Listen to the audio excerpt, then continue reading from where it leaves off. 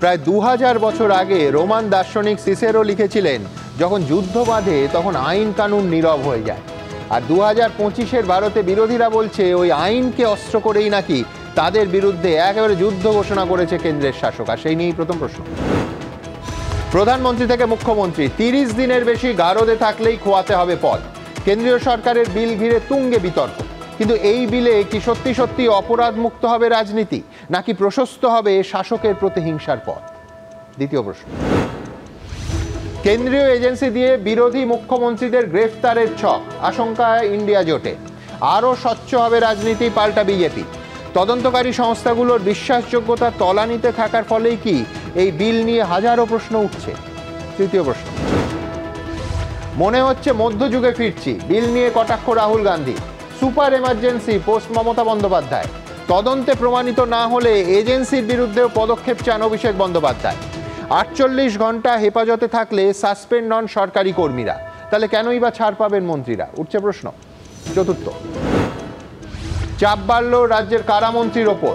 রাজ্যপাল অনুমতি দেওয়ার পরেই প্রাথমিক নিয়োগ দুর্নীতি মামলায় চন্দ্রনাথ সিনহাকে ইডি আদালতে আত্মসমর্পণের নির্দেশ। বিল নিয়ে বিতর্কের আবহে অস্বস্তিতে রাজ্যের শাসক দল। পঞ্চম প্রশ্ন। নিশ্চিতভাবে বলা যায় দুর্নীতির জন্যই আপোষ হয়েছিল এসএসসির গোটা নিয়োগ প্রক্রিয়ায়। রিভিউ পিটিশন খারিজ করে বলছে সুপ্রিম কোর্ট।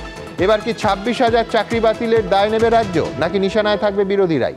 তবে শুরুতেই দেখাবো সংবিধান সংশোধনী ঘিরে তোলপাড় জাতীয় রাজনীতি, উত্তাল সংসদ দিনভর। महोदय, मैं प्रस्ताव करता हूं कि भारत के संविधान का संशोधन करने वाले विधेयक को पुनर्स्थापित करने की अनुमति दी जाए।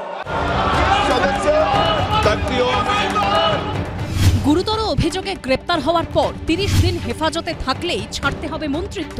প্রধানমন্ত্রী, মুখ্যমন্ত্রী, কোনো কেন্দ্রীয় মন্ত্রী কিংবা রাজ্যের মন্ত্রী যদি গুরুতর অপরাধের অভিযোগে টানা 30 দিনের জন্য হেফাজতে থাকেন, তবে 31তম দিন থেকে তিনি মন্ত্রিত্ব হারাবেন। 5 বছর বা তার বেশি কারাদণ্ড হতে পারে। এমন অপরাধগুলিকে গুরুতর হিসাবে ধরা হবে। সংবিধান সংশোধনী এই বিল পেশ নিয়েই ধুমধুমার বাঁধল সংসদে। বিল পেশ করলেন কেন্দ্রীয় স্বরাষ্ট্রমন্ত্রী অমিত শাহ। পাল্টা এই বিল আইনে পরিণত হলে বিভিন্ন কেন্দ্রীয় এজেন্সিকে কাজে লাগাবে বিজেপি। বিরোধী শাসিত রাজ্যগুলিতে মুখ্যমন্ত্রী বা অন্য মন্ত্রীদের এই আইনের মাধ্যমে বিপদে ফেলা হবে। এই অভিযোগে তুমুল বিরোধিতা করল এককাট্টা বিরোধীরা। कह रहे हैं कि जल्दबाजी में लाया गया। इसका सवाल इसलिए नहीं उठता कि मैं इस बिल को संयुक्त समिति को सौंपने की दरखास्त करने वाला हूं। इस पर संयुक्त समिति जो राज्यसभा और लोकसभा पक्ष और विपक्ष सभी सांसदों की बनेगी, जो इस पर विचार करेगी और आपके सामने लेकर आएगी। Tomorrow you can put any kind of case on a chief minister and put him in jail for 30, have him arrested for 30 days without even him being convicted, and then he ceases to be chief minister. বিল পেশ হতেই ওয়েলে নেমে বিক্ষোভ দেখাতে থাকেন বিরোধী সাংসদরা। হট্টগোলের মাঝে বিলের কাগজ ছিঁড়ে শাহের দিকে ছুড়ে দেন তাঁরা। মহুয়া মৈত্র, আমার কাছে যতটুকু খবর আছে, মহুয়া মৈত্র কাগজ ছুঁড়েছেন এবং সেটা মুখে মেরেছে। তো বোঝাই যাচ্ছে মমতা বন্দ্যোপাধ্যায় সেই কাগজ ছুঁড়েছিলেন সোমনাথ চট্টোপাধ্যায়ের দিকে। সেই কাগজ ছোড়ার অভ্যেসটা জিনের মধ্যে ঢুকে গেছে। ভারতবর্ষের স্বরাষ্ট্রমন্ত্রীকে 20টা মার্শাল নামিয়ে প্রোটেকশন নিয়ে 4th রো থেকে কাপুরুষের মতো বিল ইন্ট্রোডিউস করাতে হয়েছে। এত হুম্বিতম্বি যারা করে, আজকে বাংলার ক্ষমতাটা তারা দেখেছে। বিজেপি বলছে আইন তো সবার জন্য, তাহলে চিন্তা কিসের? পাল্টা বিরোধীদের দাবি, বিরোধী মুখ্যমন্ত্রীদের হেনস্থা করতেই এই আইন। দেখুন, এই যে বিল আসছে, এই বিলে যে 30 দিনের বেশি যদি কেউ জেলে থাকে, সে প্রধানমন্ত্রী হন বা মুখ্যমন্ত্রী হন বা অন্যান্য মন্ত্রীরা হন, এমন ধরনের অপরাধে, যে অপরাধে 5 বছরের বা তার থেকে বেশি সাজা হতে পারে, এই ধরনের प्रावधान আছে আইনে, সেক্ষেত্রে তাকে রিজাইন দিতে হবে। अब हमारी सरकारें गिराने के लिए हमारी सरकारें अपोजिशन की सरकार को दबाव में लाने के लिए कानून लाया है। आप केजरीवाल को पकड़ेंगे, सिटिंग मुख्यमंत्री, आप हेमंत सोरेन जी को पकड़ेंगे, आप गृह मंत्री अनिल देशमुख को पकड़ेंगे, लेकिन आप एकनाथ शिंदे को नहीं गिरफ्तार करेंगे। आप आसाम के मुख्यमंत्री को नहीं गिरफ्तार करेंगे। उनके ऊपर एक गंभीर अपराध, एक मामले उनके ऊपर भी चल रहे हैं। आपके সংবিধান সংশোধনী বিল পাশ করাতে হলে সংসদে 2/3 সংখ্যাগরিষ্ঠতা প্রয়োজন হয়। অঙ্কের হিসাবে তা বিজেপি জোটের কাছে নেই। তাই শেষ অবধি কিভাবে এই সংখ্যা মোদী সরকার জোগাড় করে সেদিকেই নজর থাকবে রাজনৈতিক মহলের। বিজেন্দ্র সিংহ ও অনির্বাণ বিশ্বাসের রিপোর্ট, এবিপি আনন্দ।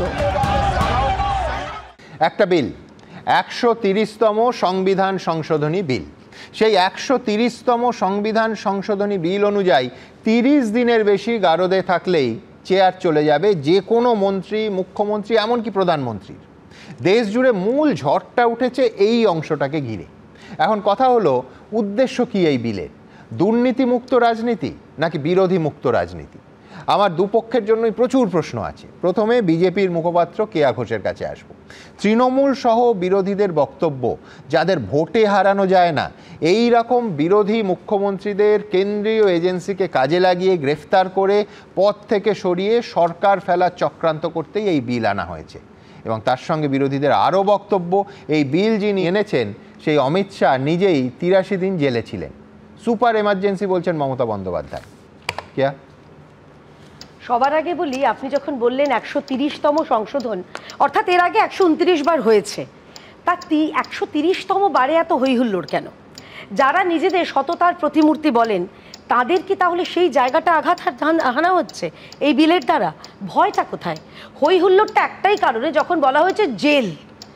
আসলে যারা সংবিধান লিখেছিলেন সুমন, তারা সম্ভবত ভাবেননি যে আমাদের ভারতের রাজনীতিতে অরবিন্দ কেজরিওয়ালের মতন একজন নির্লজ্জ একজন মুখ্যমন্ত্রী থাকবেন, যিনি জেলে যাওয়ার পরেও পদ আঁকড়ে বসেছিলেন এবং তিনি পদত্যাগ করেননি। সেই সময় দিল্লিবাসী সেই সময় চূড়ান্ত তারা নাকাল হতে হয়েছিল।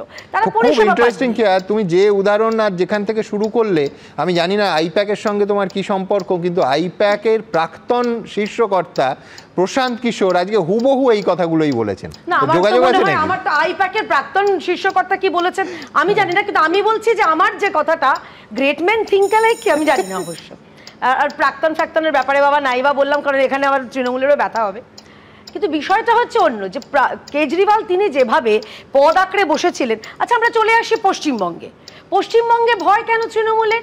যিনি বলেছিলেন আমি 294 কেন্দ্রে আমি নিজে প্রার্থী, যিনি বলেছিলেন সুপার নিউমেরারি পোস্টের কথা বলেছিলেন, তিনি কি ভয় পাচ্ছেন যে এইরকম ভাবে সুপার নিউমেরারি কারা বলেছিলেন, কার কথা হয়েছিল, তার কি জেল যাত্রার কোনো সম্ভাবনা রয়েছে তাই ভয় পাচ্ছে? আবার দেখছি যে ওই যিনি বলেছিলেন 294টি আসনের কথা, তার আবার দুষ্টু মিষ্টি ভাইপো তারা আবার বলছেন যে কালা দিন, কালা দিবস, এসব কি সব বলছেন। আসলে যাদের ওই পেছনে কয়লা, গরু, সোনা, বালি ইত্যাদি প্রভৃতির এত নাম পদবি লাগানো থাকে, ভয়টা তাদের। আজকে আমরা দেখলাম কংগ্রেসের তরফে কেসি বেণুগোপাল তিনি বললেন যে অমিত শাহকে, মাননীয় স্বরাষ্ট্রমন্ত্রীকে তিনি বললেন তার নাকি কোনো মরালিটি নেই। অমিত শাহর জবাবটা আমি পরবর্তীকালে 30 সেকেন্ড আমি নিশ্চয়ই শোনাবো সেই ভিডিওটা। কিন্তু আমি আবার চলে আসছি এই প্রসঙ্গে। আমাদের পশ্চিমবঙ্গে কি হচ্ছে? বেহালা পশ্চিমে পার্থ চট্টোপাধ্যায় তিনি জেলে রয়েছেন। বেহালা পশ্চিমের মানুষ যারা আজকে এবিপি আনন্দের অনুষ্ঠানটা দেখছেন, তারা বলুন তো, তাদের যদি কোনো কাগজ দরকার হয়, সই দরকার হয়, পরিষেবা দরকার, তারা কোথায় যাবেন, কার কাছে যাবেন? তো এই সব কারণে 6 দিনের মধ্যে, মানে গ্রেফতারের 6 দিন পরে তৃণমূল কংগ্রেস পার্থ চট্টোপাধ্যায়কে কিন্তু মন্ত্রীপদ থেকে সরিয়ে দেয়, দল থেকে বহিষ্কার করে। কিন্তু বিধায়ক হিসেবে তিনি হ্যাঁ, কিন্তু একাধিক মন্ত্রী এরকম, তো তুমি বরঞ্চ মদন মিত্র বা অন্য মন্ত্রীদের কথা বলতে পারতে, যে যারা জ্যোতিপ্রিয় মল্লিক যে গ্রেফতার হওয়ার পরেও মন্ত্রী ছিলেন, বরঞ্চ পার্থবাবুকে অনেক 6 দিনের মাথায় তৃণমূল মন্ত্রীপদ থেকে সরিয়ে দিয়েছিল। আমি বলছি, আমি মন্ত্রীপদ, বিধায়ক, আমি যে বিধায়কের কথা বলি, আচ্ছা ফার্স্ট হিটটা কার নামে আছে? প্রধানমন্ত্রী, পিএম। সেকেন্ড হিট কারা? Union minister. থার্ড আসছে আমাদের রাজ্যের মুখ্যমন্ত্রী, বিভিন্ন রাজ্যের মুখ্যমন্ত্রী। তো পড়লো কথা সবার মাঝে, যার কথা তার বুকে বাজে কেন হচ্ছে সুমন? কথা তো বলা হচ্ছে দুর্নীতিমুক্ত। তাহলে যারা আসলে নিজেদের বলছেন আমরা জিরো করাপশন চাই, তারা কি আসলে এতটাই দুর্নীতিতে নিমজ্জিত? সবাই বলছি, মমতা বন্দ্যোপাধ্যায়ের থেকে একটা ফ্রেজ আমি মানে ধার করে নিচ্ছি, জগাই মাধাই গদাই যারা বসে রয়েছেন এই মুহূর্তে স্টুডিওতে, কারোর বিরুদ্ধে চাকরি চুরি, কারো সোনা বালি গরু রয়েছে, কারোর তারা বেলে রয়েছেন, কারোর মাতা এবং তার পুত্র তাদের জেলে থাকার কথা, তারা বেলে রয়েছে ন্যাশনাল হেরাল্ড স্ক্যামে। আবার কেরলের মুখ্যমন্ত্রীর মেয়ে, তিনিও নাকি কিকব্যাক কিসব করে টোরে ওই কাটমানি যেটা আমরা পশ্চিমবঙ্গে বলে থাকি, তিনিও কিন্তু তার বিরুদ্ধেও চলছে এখন এই মুহূর্তে তদন্ত। অর্থাৎ এই যে দুর্নীতির কথা যারা মুখে বলেন আমরা দুর্নীতি মুক্ত সরকার চাই, দুর্নীতি মুক্ত স্বচ্ছ দেশ চাই, তারা আসলেই কি দুর্নীতিটাই চাইছেন? আর আরেকটা লাস্ট কথা তৃণমূল ছাড়া গোটা দেশের বিরোধীরা এই বিলের প্রায় ঐক্যবদ্ধভাবে বিরোধিতা করছে। আমি জানি না তৃণমূল কি করছে তৃণমূলের ব্যাপারে, কিন্তু আমার অন্য আরেকটা তৃণমূল তো বিরোধিতা করছে। অভিষেক বন্দ্যোপাধ্যায় তো শুনলাম, মমতা বন্দ্যোপাধ্যায় টুইট করেছেন। আর লাস্ট কথা হচ্ছে যে এই মুহূর্তে দাঁড়িয়ে, আজকের দিনে দাঁড়িয়ে যে বিরোধীরা এই যে বলছেন যে সরকার ফেলে দেওয়ার কথা যেটা আপনি বললেন, সেই কাজটা তো কংগ্রেসের থেকে বেশি কেউ করেনি। সেখানে তো কংগ্রেস বহুবার 90 বার তারা নির্বাচিত সরকার 356 কংগ্রেস কি তাহলে সেইং ফ্রম এক্সপিরিয়েন্স আমরা জানি না, কিন্তু একটা কথা আমার বলতেই হবে, সেটা হচ্ছে বিধায়ক পদ থেকে কিন্তু সরানোটা পার্টির পক্ষে সম্ভব নয়। তার কারণ বিধায়ক পদে থেকে মানে সরতে হলে পার্থ চট্টোপাধ্যায়কেই পদত্যাগ করতে হতো, সেটা তৃণমূল কংগ্রেস পারত না। কিন্তু এখান থেকে অবশ্যই অভিষেক বন্দ্যোপাধ্যায় তৃণমূল কংগ্রেসের তরফে যেটা বলেছেন সেটা খুব ইন্টারেস্টিং। আমি আমার পরবর্তী বক্তা অরূপ চক্রবর্তীর কাছে যাব। আজকে প্রেস কনফারেন্স করে অভিষেক বন্দ্যোপাধ্যায় যেটা বললেন সেটা কিন্তু কংগ্রেস বা অন্যান্য বিরোধীদের থেকে সম্পূর্ণ আলাদা। অভিষেক বলছেন যে 30 দিন কেন, 15 দিন হেফাজতে থাকলেই পথ চলে যাক, কিন্তু তদন্তে যদি কিছু প্রমাণিত না হয় তাহলে সংশ্লিষ্ট এজেন্সির শীর্ষকর্তা এবং অফিসারদের বিরুদ্ধে যেন পদক্ষেপের সংস্থান থাকে। মানে যদি তদন্তকারীদের বিরুদ্ধে ব্যবস্থা নেওয়া হয়, ডবল শাস্তি দেওয়া হয়, এইভাবেই অভিষেক বলেছেন, তাহলে তৃণমূল কংগ্রেস কি এই বিলকে সমর্থন করবে? ঠিক কি বলেছেন অভিষেক বন্দ্যোপাধ্যায় আজ দেখাবো। আমি চ্যালেঞ্জ করছি কেন্দ্রীয় সংস্থাকে যে আপনার যদি ইন্টেনশন ঠিক থাকে, আপনি 30 দিনের জায়গায় 15 দিন টাইম দিন, আমরা বিল সমর্থন করব। কিন্তু প্রভিশনে রাখতে হবে যদি তার বিরুদ্ধে কোনো অভিযোগ প্রমাণ 15 দিনে না হয়, তাহলে যে অফিসার ইনভলভ রয়েছে সেই ইনভেস্টিগেশনে তাকে তার ডবল সময় কিন্তু জেলে কাটাতে হবে। আপনি প্রভিশন রাখুন, এই বিল আমরা সাপোর্ট করব। If your intention is right, why don't you include a provision that if the investigating agency or the investigating officer is not able to prove the guilt by keeping the person concerned in custody for 30 days, then the same investigating officers and the deputy directors and the joint directors of those enforcement agencies will have to spend the double amount of time in custody. Everyone will support the bill, let them come out. দেখুন, আবার বলছি, এটা কিন্তু কাহানি মে twist. তার কারণ কংগ্রেস এবং অন্যান্য বিরোধীদের থেকে এই চ্যালেঞ্জ কিন্তু সম্পূর্ণ আলাদা। এখন এই বিল তো যৌথ সংসদীয় কমিটিতে যাবে, ধরা যাক তর্কের খাতিরে অভিষেক বন্দ্যোপাধ্যায়ের এই প্রস্তাব মেনে নেওয়া হলো, তাহলে কি তৃণমূল কংগ্রেস এই বিলকে আলটিমেটলি সমর্থন করবে? অরূপ চক্রবর্তী কি বলে? সুমন, প্রথমত আজকে যখন পার্লামেন্টে আলোচনার সময় এই প্রস্তাবনাটা 130তম সংশোধনী আনা হয়, আমি সেটা দেখছিলাম এই মুহূর্তে আপনাদের দর্শকদের জন্য। আমি ক্লজ নাম্বার 3 নম্বর পয়েন্টে একটু পড়ছি। Interestingly, a minister who is facing allegation of serious criminal offences arrested and detained in custody, সই করছেন কে তলায়? অমিত শাহ, যিনি নিজে, আপনি ঠিক যেভাবে বললেন, যিনি নিজে 2010 সালে সোহরাবুদ্দিন শেখ এবং কৌশরবাই খুনের জন্য নিজে 3 মাসের কাছাকাছি সময় জেল খেটেছিলেন। সবার আগে প্রশ্নটা এখানে ওঠে, তাহলে অমিত শাহ কি সেদিনকে তার নিজের মন্ত্রিত্ব ছেড়ে এসেছিলেন, না আজকে তিনি মন্ত্রিত্ব ছাড়বেন? পরবর্তীকালে আমি কেন আসছি, পরবর্তীকালে সুপ্রিম কোর্ট মন্ত্রিত্ব ছেড়ে এসেছিলেন, উত্তরটা খুব পরিষ্কার। একদম না, আজকে মন্ত্রিত্ব ছাড়বেন কিনা, তিনি কেন্দ্রীয় মন্ত্রী ছাড়বেন কিনা, আদালত তাই ক্লিন চিট দিয়েছে। আমি আসছি এবার আদালতের কথাতেই আসছি আমি এক এক করে। এইবার সমস্যাটা কোথায় হচ্ছে? আসলে চুরিবিদ্যা মহাবিদ্যা যদি না পড়ো ধরা, এখানে চোর ধরা পড়েছে। ভোটচোর নরেন্দ্র মোদী যখন এসআইআর করে ভোট চুরি করতে যাচ্ছে, আজকে এসআইআরটা গোটা ভারতবর্ষের মানুষের কাছে আই ওপেনার হয়ে গেছে যে কোথাও বিজেপির ভোট বাড়ানো হবে, কোথাও বিজেপির বিরোধীদের ভোট কমানো হবে। আজকে সবাই জানে যে এইখানে সংবিধান অ্যামেন্ডমেন্ট করতে গেলে 2/3 মেজরিটি লাগে। 2/3 মেজরিটি সরকারের নেই, তার মানে খুব স্বাভাবিকভাবেই ন্যাচারাল কোর্সে এটা জেপিসিতে যাবে, সেইখানে আলোচনা হবে এবং এটা হবে না, এটা কার্যকর করা সম্ভব হবে না, কারণ বিজেপির হাতে সেই নাম্বার নেই। তাহলে কেন এখানে আজকে হঠাৎ করে এই প্রস্তাবনা? এটা বোঝবার জন্য কোনো রাজনৈতিক পণ্ডিত হতে হয় না।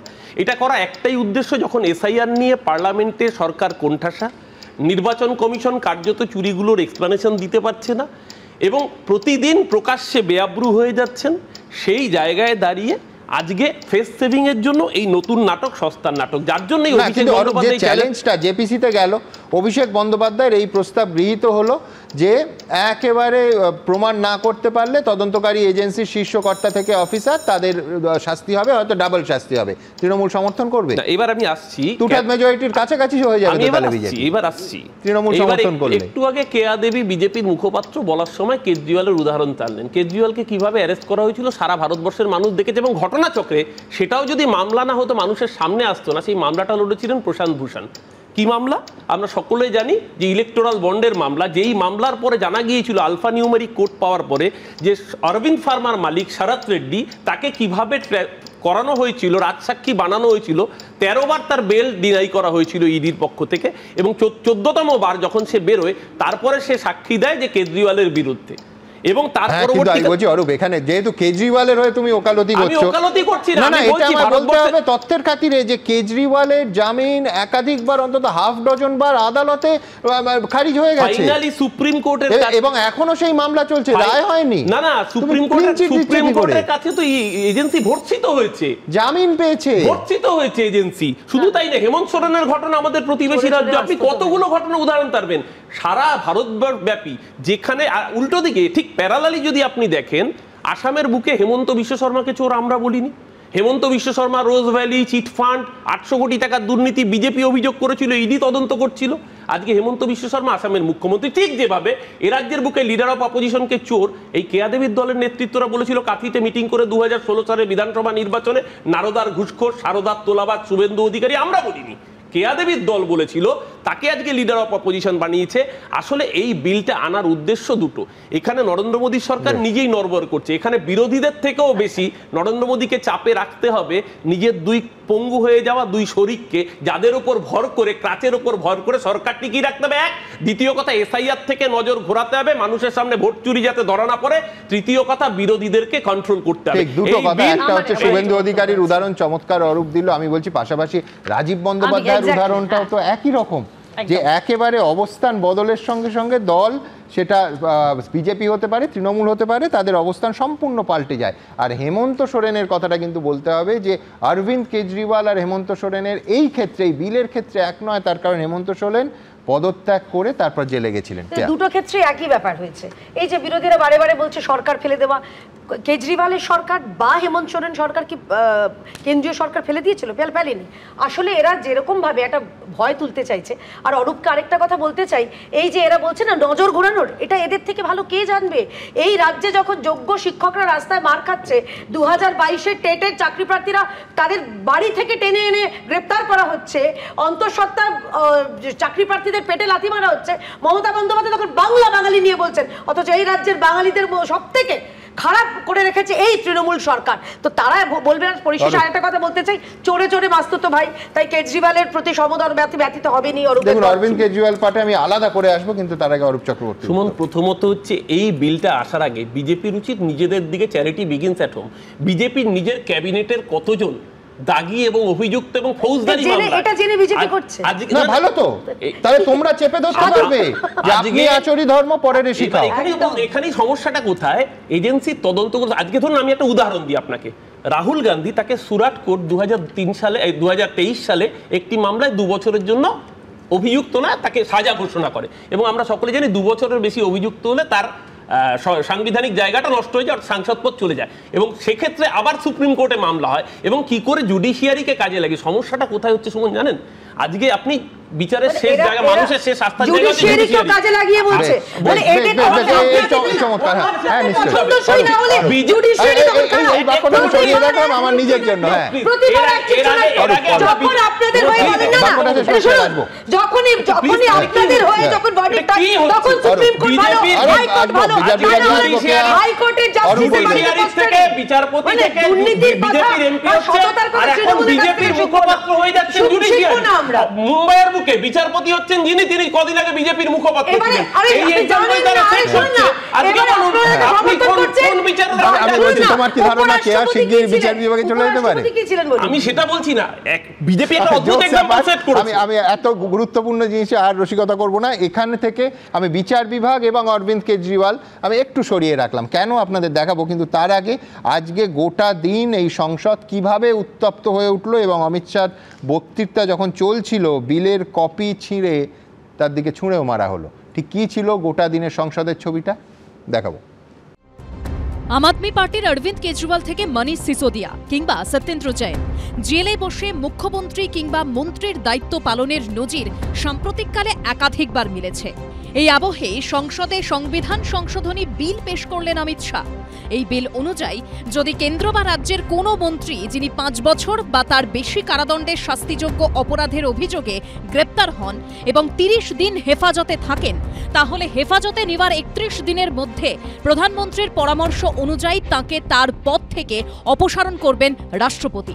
যদি 31 দিনের মধ্যে প্রধানমন্ত্রীর পরামর্শ রাষ্ট্রপতির কাছে না পৌঁছয়, তাহলেও 30 দিন পর থেকে তিনি আর মন্ত্রী থাকবেন না। দেশের প্রধানমন্ত্রীর ক্ষেত্রেও যদি একই রকম ঘটনা ঘটে, তাহলে এই ধরনের গ্রেপ্তার এবং হেফাজতের ক্ষেত্রে 31তম দিনের মধ্যে তাকে পদত্যাগপত্র জমা দিতে হবে। পাশাপাশি যে কোনো রাজ্য ও কেন্দ্রশাসিত অঞ্চলের মুখ্যমন্ত্রী এবং মন্ত্রীদের ক্ষেত্রেও এই আইন প্রযোজ্য হবে। We are going back to medieval times when the king could just remove anybody at will. He doesn't like your face, so he tells ED, put a case, and then democratically elected person is wiped out within 30 days. পাল্টা কেন্দ্রীয় স্বরাষ্ট্রমন্ত্রী অমিত শাহ দাবি করছেন এই বিল পেশের নেপথ্যে তাঁদের উদ্দেশ্য হল জনজীবনে নৈতিকতার মান যেভাবে পড়ে যাচ্ছে তা ঊর্ধ্বমুখী করা এবং রাজনীতিতে শুদ্ধতা আনা। আরে তো ভয় কিসে? এটা তো স্বচ্ছতার জন্য সরকার একটা প্রচেষ্টা করছে। তো একটা সমাজে ভিন্ন বার্তা যাবে, যে আইনের ঊর্ধ্বে কেউ নয়, সেই প্রচেষ্টার জন্যই এই বিল, সেটাকে স্বাগত জানানো উচিত। অমিত শাহ বিল পেশ করার পরই গুজরাতের স্বরাষ্ট্র প্রতিমন্ত্রী থাকাকালীন অমিত শাহর গ্রেপ্তারির প্রসঙ্গ তোলে কংগ্রেস, যার পাল্টা জবাব দেন Amit Shah. Can I ask a question to the Honorable Home Minister? When he was the Home Minister of Gujarat, he had been arrested, sir. Whether he took the morality of that point of time. मैं record clear करना चाहता हूं, मुझ पर झूठे आरोप लगाए तब अरेस्ट होने के पहले मैंने नैतिकता के मूल्यों का हवाला देकर इस्तीफा भी दिया, और जब तक मैं कोर्ट से निर्देश नहीं हुआ, कोई संविधान पद मैंने स्वीकार नहीं किया। বিল নিয়ে রাজনৈতিক বিতর্কের আবহেই কি বলছেন সংবিধান বিশেষজ্ঞরা? আমি তো দুর্নীতির বিরুদ্ধে তো কোনো মানুষকে সমর্থন করতে পারি না। 30 দিন জেলে থাকবেন, জেল থেকে গভর্নমেন্ট চালাবেন, এই জিনিসটা তো খুব একটা সুস্থ ব্যাপার নয়। যদি সরকারি কর্মচারীদের ক্ষেত্রে 48 ঘন্টা হয়, তাকে যদি চলে যেতে হয় সাসপেন্ডেড হয়ে, তো ওর সাসপেনশন হওয়াটা নতুন কথা কি? এই আইনটি বানানো হয়েছে সত্য করে হ্যারাস করার জন্য। আমি কেন বলছি, এই যে সত্যেন্দ্র জৈন যাকে বছর পর বছর জেলে রাখলো, তাকে তো বেকসুর খালাস দিয়ে দিল সিবিআই তো বাংলার দিকে তাকালিয়ে বোঝা যাচ্ছে সিবিআইয়ের কতখানি ক্ষমতা, অ্যারেস্ট করে রাখতে পারে। অতএব এখন দেখছে যে অ্যারেস্ট করে যদি আমরা মোটামুটি জেলে রাখতে পারি জুডিশিয়াল কাস্টাডিতে 30 দিন, বাস, তবে সেই অজুহাতেই আমরা গভর্নমেন্টটা ফেলে দেবো। বিতর্কিত এই বিল যুগ্ম সংসদীয় কমিটিতে পাঠানো হয়েছে। সরকার ও বিরোধী উভয় পক্ষের সাংসদ নিয়ে কমিটি তৈরি হবে এবং সেখানে আলোচনা হবে। বিজেন্দ্র সিংহ ও কৃষ্ণেন্দু অধিকারীর রিপোর্ট, এবিপি আনন্দ। দেখুন, বিরোধীরা নিঃসন্দেহে কিছু ন্যায্য প্রশ্নও তুলছেন, কিন্তু যে প্রশ্নগুলো অধিকাংশ বিরোধী দল তুলছে না, সেটা হচ্ছে এজেন্সির গ্রেফতারের পরেও আর একটা প্রতিষ্ঠানের বিরাট ভূমিকা থাকে, সেটা হচ্ছে ভারতবর্ষের মহান বিচার ব্যবস্থা। 2024 সালের 21শে মার্চ দিল্লির মুখ্যমন্ত্রী অরবিন্দ কেজরিওয়াল গ্রেফতার হলেন। কেজরিওয়াল প্রথম জামিন পেয়েছিলেন 2 দফায় 150 দিন জেল খাটার পর 13ই সেপ্টেম্বর। এই 150 দিন অরবিন্দ কেজরিওয়াল কিন্তু নৈতিকতার কোনো দাবি মেনে মুখ্যমন্ত্রীর পদ থেকে পদত্যাগ করেননি এবং কার্যত জেলের ভেতর থেকে দিল্লির রাজ্যপাট চালিয়েছেন। কিন্তু তার থেকেও বড় যে কথাটা, সেটা হলো এই 2 দফায় 150 দিনের মধ্যে প্রায় 6 বার তার জামিনের আবেদন আদালতে খারিজ হয়েছে। আজ বিরোধীরা এজেন্সির গ্রেফতার নিয়ে এত কথা বলছেন এবং ন্যায্যভাবেই বলছেন, কিন্তু যেটা বলছেন না পার্থদা, আমার পরবর্তী বক্তা পার্থপ্রতিম বিশ্বাস, সেটা হচ্ছে আদালতে জামিন খারিজ হওয়ার ব্যাপারটা। এটা কিন্তু মানতেই হবে যে অশ্বত্থামা হত ইতি গজর মতো ব্যাপার হচ্ছে। হ্যাঁ সুমন, এটা ঠিকই যে এই বিলটা ফেস ভ্যালুতে দেখলে যেরকম মনে হয়, দেখে মনে হয় যে আসলে অপরাধ মুক্ত দেশ গড়ার কথা বলা হয়েছে, কিন্তু আসলে শেষমেশ এটা বিরোধী মুক্ত দেশ গড়ার জন্যই হচ্ছে এই বিলটা আসলে প্লেসড হয়েছে। এই কারণের জন্য এরকম ভালো ভালো কথা, মুখের কথা এবং মনের কথার মধ্যে অনেক তফাৎ আমরা সবসময় দেখি। এবং সবচেয়ে বড় কথা হচ্ছে যে যদি কেউ অভিযুক্ত হিসেবে থাকে, এমনকি সে কনভিক্টেড হলো না, 30 দিন রইল বা তার চেয়ে বেশি রইল, ফলে তার হচ্ছে মন্ত্রীপদ যাবে, সে প্রধানমন্ত্রী ইত্যাদি মুখ্যমন্ত্রী সব বলেছেন। কিন্তু মদন মিত্র যখন গ্রেফতার হলো তখন বামপন্থীরা কতবার স্টুডিওতে এই দাবিটা তুলেছিলেন, কতবার। জ্যোতিপ্রিয় মল্লিকের সময় যে কেন তৃণমূল পদত্যাগ করাচ্ছে না। হ্যাঁ, তো আমি তো বলছি সেই কথাই যে পদত্যাগ ডেফিনেটলি নৈতিকতা রাজনীতিতে করবেন, কিন্তু তার আগে যে প্রসিডিওর্স গুলো আছে সেটাই তো ফলো করবে। যে তদন্তকারী সংস্থা আজ পর্যন্ত আপনি দেখেছেন যে গত 10 বছর ধরে সারদা নারদা যা হয়ে গেছে, তারপরে দাঁড়িয়ে হচ্ছে যে একটা হচ্ছে চার্জশিট ফ্রেম হয়েছে, বরং আপনি কালই দেখিয়েছেন একদম যে সারদা 11 বছর হয়ে গেছে, 6টা মামলার সিবিআই পেয়েছে, একটারও ফাইনাল চার্জশিট জমা পড়েনি। এক্স্যাক্টলি। তাহলে এবার আশঙ্কাটা হচ্ছে এই জায়গায় যে তদন্তকারী সংস্থার হাতে যদি মন্ত্রিত্বের ফেট যায়, তাহলে হচ্ছে আমাদের রাজ্যেও কি হবে। আমাদের দেখবেন তদন্তকারী সংস্থার জন্য হচ্ছে যে কামদুনি মামলায় হচ্ছে সেখানে হচ্ছে সবাই হচ্ছে ছাড় পেয়ে গেছেন, সেখানে বেকসুর খালাস যে আসল অভিযুক্ত যারা ছিলেন। আপনি আমাদের এখানে তদন্তকারী সংস্থার জন্য স্কুলের 26,000 জন চাকরি গেছে, দুধ কাকড় দুধ জল আলাদা করা যায়নি। আপনি অজস্র সারদা নারদার ক্ষেত্রে এখনো পর্যন্ত অমীমাংসিত রয়ে গেছে। মুশকিল হচ্ছে যে আসলে এই তদন্তকারী সংস্থাটাই এখন মূল জায়গায় দাঁড়াবে, যে যেখানে দাঁড়িয়ে আপনি এই সংস্থাটা কখনো সমঝোতার অস্ত্র হবে, কখনো সংঘাতের অস্ত্র হবে। আমাদের রাজ্যে আমি ওভার দ্য টাইম দেখেছি যে আসলে এই সিবিআই এর মতো সংস্থা, ইডি, এটা হচ্ছে সমঝোতা এবং সংঘাত দুটোরই অস্ত্র, ভোট আসলেই চেগিয়ে ওঠে। ফলে এটা কার্যত এখনো যেভাবে বিলটা প্লেসড হয়েছে, যে সিবিআই কাকে নিয়ে কতদিন রাখবে, সেটা তো আসলে আমি বলছি যে এক প্রতিহিংসা রাজনীতি যেমন থাকবে, আমি বলছি তার সাথে হচ্ছে যে অন্য রাজনীতি, যেমন হেমন্ত সোরেন এবং হেমন্ত বিশ্ব শর্মা দুটো আলাদা আলাদা মডেল। একটা হচ্ছে আপনি যদি বর্ষতা স্বীকার করেন আপনি হচ্ছেন যে হেমন্ত সোরেন হবেন, আর যদি বর্ষতা স্বীকার না করেন তদন্তকারী সংস্থা আপনাকে হেমন্ত বিশ্ব শর্মা বানিয়ে ছাড়বে, আপনি যদি সাথে থাকেন, আর না থাকলে হচ্ছে যে উল্টো সোরেন হতে হবে। ফলে প্রশ্নটা আমাদের রাজ্যেতেও এর প্রতিক্রিয়া পড়বে। ফলে মানুষ কিন্তু এই সৌম্যর দলই কেরালে গিয়ে বলেন যে অন্য রাজ্যের মুখ্যমন্ত্রীদের বিরুদ্ধে ব্যবস্থা নেওয়া হয়, কিন্তু পিনারাই বিজয়নের বিরুদ্ধে কোনো ব্যবস্থা নেওয়া হয় না, এই কারণে যে নরেন্দ্র মোদীর সঙ্গে তার সখ্যতা। আদৌ না, যে বামেদের আদর্শ দুর্নীতির মামলা। তাহলে আমি তো বলছি যে আদর্শগত শত্রু হিসেবে তারা বামদের চিহ্নিত করে।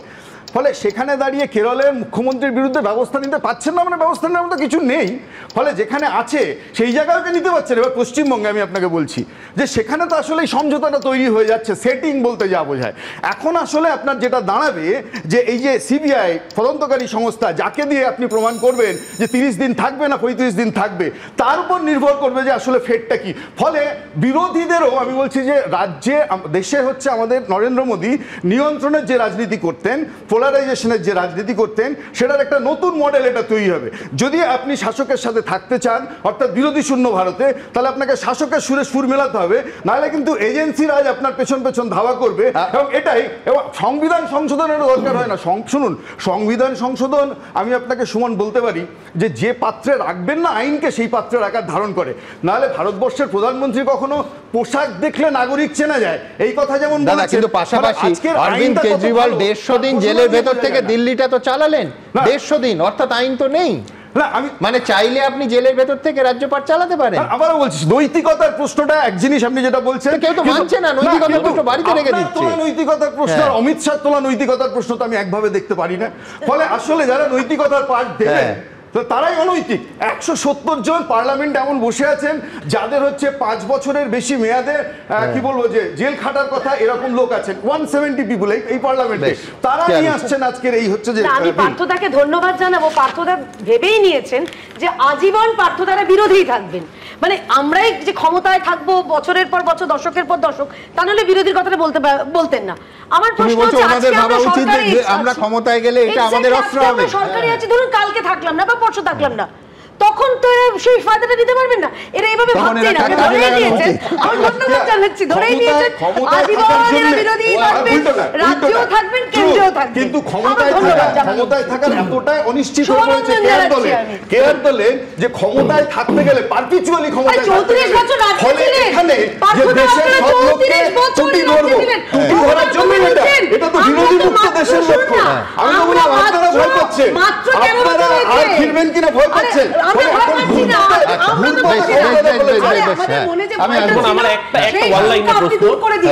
এখন এই মুহূর্তে ইডির হাতে পাওয়ার যেভাবে বাড়িয়ে দেওয়া হয়েছে, আপনি যে 30 দিনের ইয়েটা রেঞ্জটা আমরা ধরছি, 30 দিনের জায়গায় যদি কেউ 31 দিন থাকে কি হবে এই আইনে বলা নেই।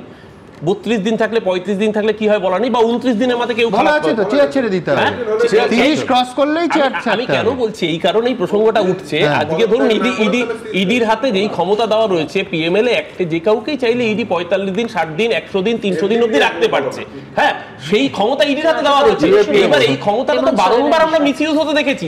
অভিষেক বন্দ্যোপাধ্যায় যে চ্যালেঞ্জটা দিয়েছেন, আপনি 30 দিন কেন, আপনি 15 দিন নিন, কিন্তু আপনাকে তো প্রমাণ করতে হবে। না পারলে বলে কি হবে? আমি বলছি আমাদের এখানে আন্ডার ট্রায়াল প্রিজনার দিনের পর দিন মাসের পর মাস বহু ক্ষেত্রে থেকে যাচ্ছেন, এবং তারপরে দেখা যাচ্ছে গণতান্ত্রিক আবহের মুখে একেবারে চুনকালি দিয়ে যখন বেরোচ্ছেন তার অপরাধ প্রমাণিত হচ্ছেন না। এ তো মানে আমি বলছি শুধু এজেন্সি, শুধু রাজনীতি বাদ দিন, সাধারণ মানুষের জীবনে গণতান্ত্রিক স্বর, কণ্ঠস্বর, সংবাদ মাধ্যমের স্বর বারবার এইভাবে চেপে দেওয়া হচ্ছে। কিন্তু আমি এখান থেকে মাঝে মাঝেই আমার স্টুডিওতে নার্সারি স্কুলের কথা মনে হয়। আজকে যদি এই ঘটনাটা না হতো তাহলে আমি তুলনাটা ভেবেছিলাম যে অনেকটা নার্সারি স্কুলের মতোই আজকে সংসদের দু একটা ছবি, কিন্তু সেটা করা যাচ্ছে না। তার কারণ এই বিল বিতর্কের সময় একাধিক একেবারে শারীরিক নিগ্রহের অভিযোগ এলো, শারীরিক নিগ্রহের অভিযোগ খণ্ডন করা হলো, এমনকি তৃণমূলের তরফ থেকে 2জন মহিলা সাংসদকে হেনস্থার অভিযোগও তৃণমূল কংগ্রেস তুলল। দেখুন, সংসদে ধুন্ধুমার, মুখোমুখি সরকার বিরোধী দুপক্ষ।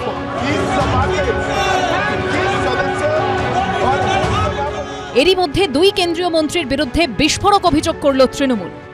হঠাৎ করে দেখলাম যে ওনাদের যে সিট আছে, রিজুজি, বিট্টুজি, ওনাদের যা সিট ছিল, বিজেপির যা সিট, যারা সিটে বসেছিল সেখান থেকে আচানক ছুটে চলে আসলো। আবু তাহের ছিটকে গেল। তারপর আমি সামনে ছিলাম, শতাব্দীদি ছিল, শর্মিলাদি ছিল, তো সামনে এমনভাবে সামনাসামনি, যেটা বলতে লজ্জা লাগছে, আমাদের বলতে লজ্জা লাগছে, এমনভাবে সামনাসামনি এইভাবে সামনেতে জোরভাবে ধাক্কা দিল, আর ঠিক হাতের মুভমেন্টটা ঠিক ছিল এইভাবে। वेल में आके आप जो टेबल ऑफिस के लोग बैठे होते हैं उनके ऊपर आपने कागज फेंके, जो कागजों के पत्थर टाइप बना के गोले वो मारे, फिर आज कागजों के अंदर पत्थर और कंकरे लिपेट के लेके आए थे। टीएमसी में क्या है, टीएमसी में 2 ग्रुप बने हुए हैं। वो ग्रुप ममता जी को खुश करने के लिए, ममता जी के आगे नंबर बनाने के लिए 2 ग्रुपों में अपनी होड़ लगी हुई थी। उस चीज में वो ज्यादा थे भी, कौन सा ज्यादा आवाज करेगा। অমিত শাহর পেশ করা বিলকে ব্ল্যাক ডে ব্ল্যাক বিল বলে দাবি করেছেন মমতা বন্দ্যোপাধ্যায়। তাঁর দাবি, একেবারে হিটলারের মতো এই বিলের মাধ্যমে গণতন্ত্রে আঘাত হানতে চাইছে কেন্দ্র। এক্সেন্ডেলে তিনি লিখেছেন, অনির্দিষ্ট ক্ষমতা তুলে দেওয়া হচ্ছে ইডি সিবিআই এর হাতে, যাদের সুপ্রিম কোর্ট খাঁচাবন্দি তোতা বলেছিল। সংবিধানের মৌলিক কাঠামোকেই ধ্বংস করে প্রধানমন্ত্রী এবং কেন্দ্রীয় স্বরাষ্ট্রমন্ত্রীর হাতেই যাবতীয় ক্ষমতা তুলে দেওয়া হচ্ছে। এই বিলটা একমাত্র আনা হয়েছে তার কারণই হচ্ছে বিরোধী যে রাজনৈতিক দল তাদেরকে কি করে শেষ করে দেওয়া যায়, পলিটিক্যালি তাদেরকে অ্যারেস্ট করে জেলে ঢোকানো যায়। তৃণমূল যে হারে দুর্নীতি করেছে, ওই পরিমাণ দুর্নীতির জন্য তো তৃণমূলের সব নেতাদেরকেই জেলের ভেতরেই থাকার কথা, এবং জেলের ভেতরেই ক্যাবিনেট বসবে এরকম একটা প্ল্যানও ছিল বলে আমার মনে হয়। এই আইন পাশ হয়ে গেলে সেইটা আর হবে না, কারণ ক্যাবিনেটে কেউ থাকতে পারবে না। সব মিলিয়ে নতুন বিল ঘিরে চাপানোতর তুঙ্গে। বিজেন্দ্র সিংহ, কৃষ্ণেন্দু অধিকারীর রিপোর্ট, এবিপি আনন্দ। দেখুন, আমার পরবর্তী বক্তা সৌম্যর কাছে আমি অমিত শাহ নয়, রাহুল গান্ধীরই দুর্নীতি বিরোধী অবস্থান নিয়ে যাব। অনেকেরই মনে থাকবে 2013 সালে সুপ্রিম কোর্ট রায় দেয় যে 2 বছরের জন্য সাজাপ্রাপ্ত হলেই অভিযুক্ত রাজনীতিবিদের বিধায়ক বা সাংসদ পদ চলে যাবে, এবং জেল থেকে বেরিয়েও তিনি 6 বছর ভোটে দাঁড়াতে পারবেন না। এরপরই পশুখাদ্য কেলেঙ্কারিতে দোষী সাব্যস্ত হন শ্রীযুক্ত লালু প্রসাদ যাদব। তিনি আবার তৎকালীন ইউপিএ 2 সরকারের বিরাট শরিক। ব্যাস, তার সাংসদ পদ বাঁচাতে একেবারে ঝাঁপিয়ে পড়ে মনমোহন সিংয়ের সরকার।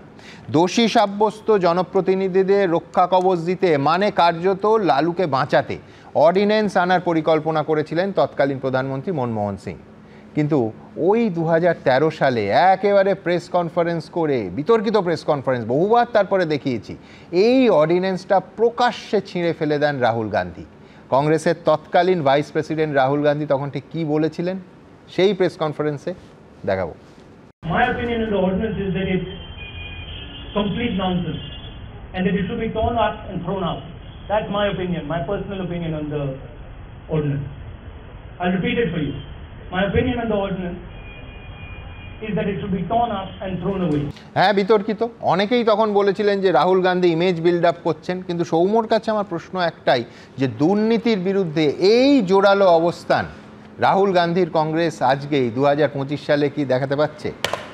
সুমনদা, প্রথমেই বলি যে দুর্নীতির বিরুদ্ধে লড়াই শুনতে তো খুব ভালো লাগছে, ইয়ার সুদিং মনে হচ্ছে, একেবারে কান খুশ করা কথাবার্তা, খুবই ভালো লাগছে তো শুনতে। বাবা, সেদিনও ভালো লাগছিল রাহুল গান্ধী বলছি তো, এই এত সুন্দর দুর্নীতির বিরুদ্ধে লড়াই হচ্ছে যেখানে সংসদে 63% দুর্নীতিগ্রস্ত টিন্টেড লিডার্স পার্লামেন্টে বিজেপির থেকে থাকবে, খুব ভালো। তাহলে একটা কাজ করুন, ওই ওসামা, ব্যাপারটা অনেকটা এরকম দাঁড়াচ্ছে যে ওসামা বিন লাদেনকে এখন নোবেলের জন্য শান্তি পুরস্কার দেওয়ার জন্য নমিনেশন দেওয়া হচ্ছে, আর ওই আমাদের যে সমস্ত কথা হচ্ছে সেগুলো সব ওই দিল্লি থেকে না, পিয়ংইয়ং থেকে হচ্ছে আর কি, কিম জং উনের সরকার।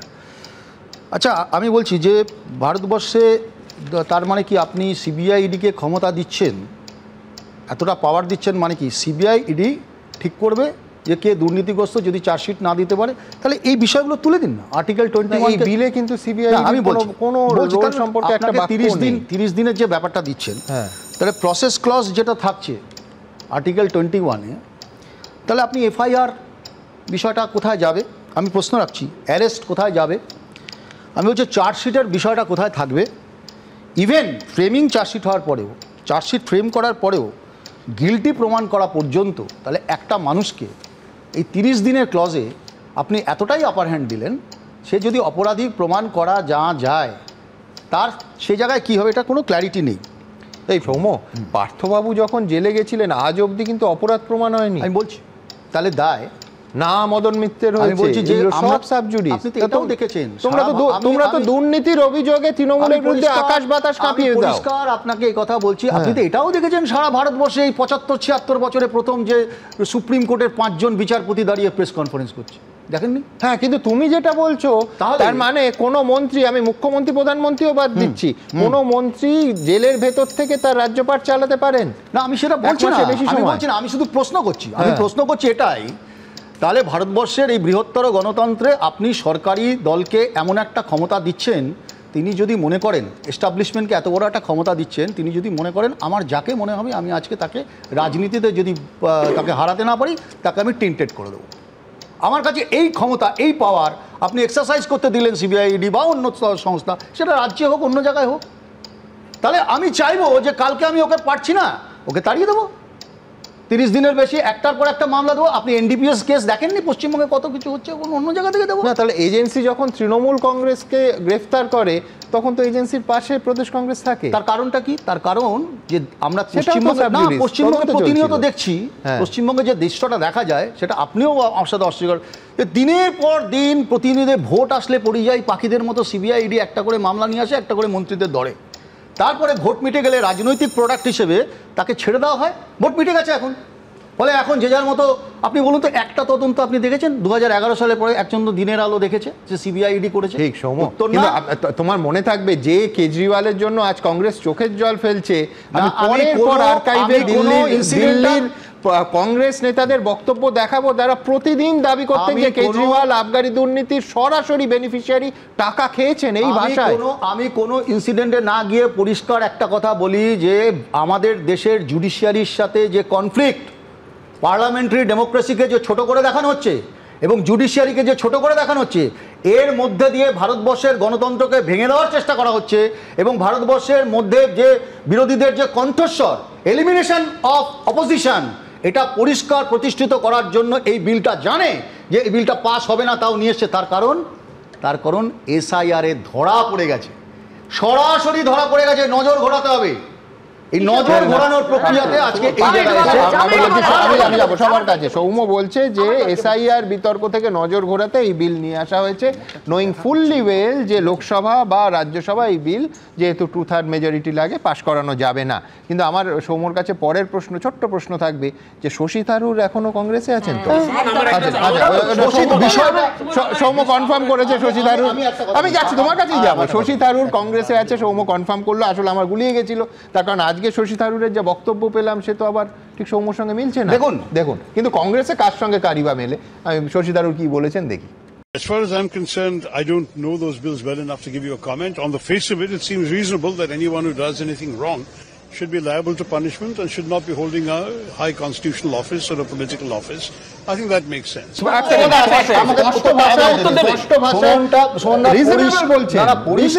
দেখুন শশী থারুরের মধ্যে কিন্তু ভারতবর্ষের ভারতবর্ষের সংবিধান, ভারতবর্ষের আইন সর্বোপরি। এখানে যদি সরকার মনে করে সেটাকে ছোট করে দেবে, পার্লামেন্টারিয়ানদের ক্ষমতাকে ছোট করবে, বিরোধীদের ক্ষমতা ছোট করবে, এইটা করা যাবে না। আপনি হাত কাঁধে তাহলে জুডিশিয়ারি পাওয়ার সিজ করছেন আর্টিকেল 21 এ। আমি সব বুঝলাম, কিন্তু আমি বলছি তোমার যুক্তিটা শুধু শশী থারুর বুঝলেন না। যে দল 1975 সালে জরুরি অবস্থা লাগু করেছিল তারা আজকে আবার এই স্বাধীনতাতেই ছিল না। এক করে এটা ব্রিটিশের সাথে ছিল, অসুবিধা হচ্ছে। আপনারা কি করেছিলেন? 1,40,000 মানুষ গ্রেফতার করেছিলেন ইন্দিরা গান্ধী। এক সেকেন্ড আর সাভারকার নিজেরা কি করেছিল? স্ট্যাম্প এই করেছিল, জানেন ইন্দিরা গান্ধী সাভারকার নামে স্ট্যাম্প করেছিল, জানেন না? আরে ওই মোহনলাল না মতিলাল নেহরু চলে গেল সাভারকারে, মতিলাল নেহরু আমি শেষ করব। আরেকটা কথা কে বলছে দুর্নীতির কথা? যে অভিযুক্ত লালু প্রসাদ যাদব পশুখাদ্য কেলেঙ্কারিতে তার ছেলেকে সঙ্গে নিয়ে তার রান্নাঘরে ঢুকে রাহুল গান্ধী পোস্টার বয় হয়ে এরা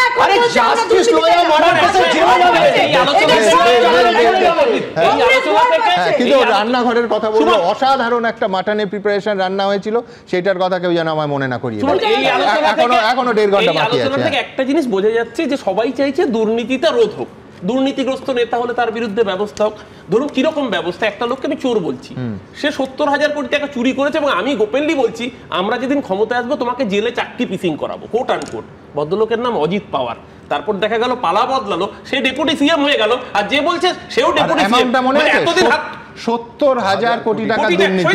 আমি বলছি ওটা যেমন মনে আছে, আমি বলছি অরূপেরও নিশ্চয়ই মনে থাকবে যে আইপ্যাক যখন এই পশ্চিমবঙ্গে এলো তখন তার শীর্ষকর্তা ছিলেন, একেবারে শীর্ষকর্তা ছিলেন প্রশান্ত কিশোর। আজকে সেই প্রশান্ত কিশোর রাজনীতির ময়দানে বিরোধী রাজনীতি করছেন, কিন্তু তার বক্তব্য ওখানেও আরেকটা টুইস্ট দেখতে পাচ্ছি।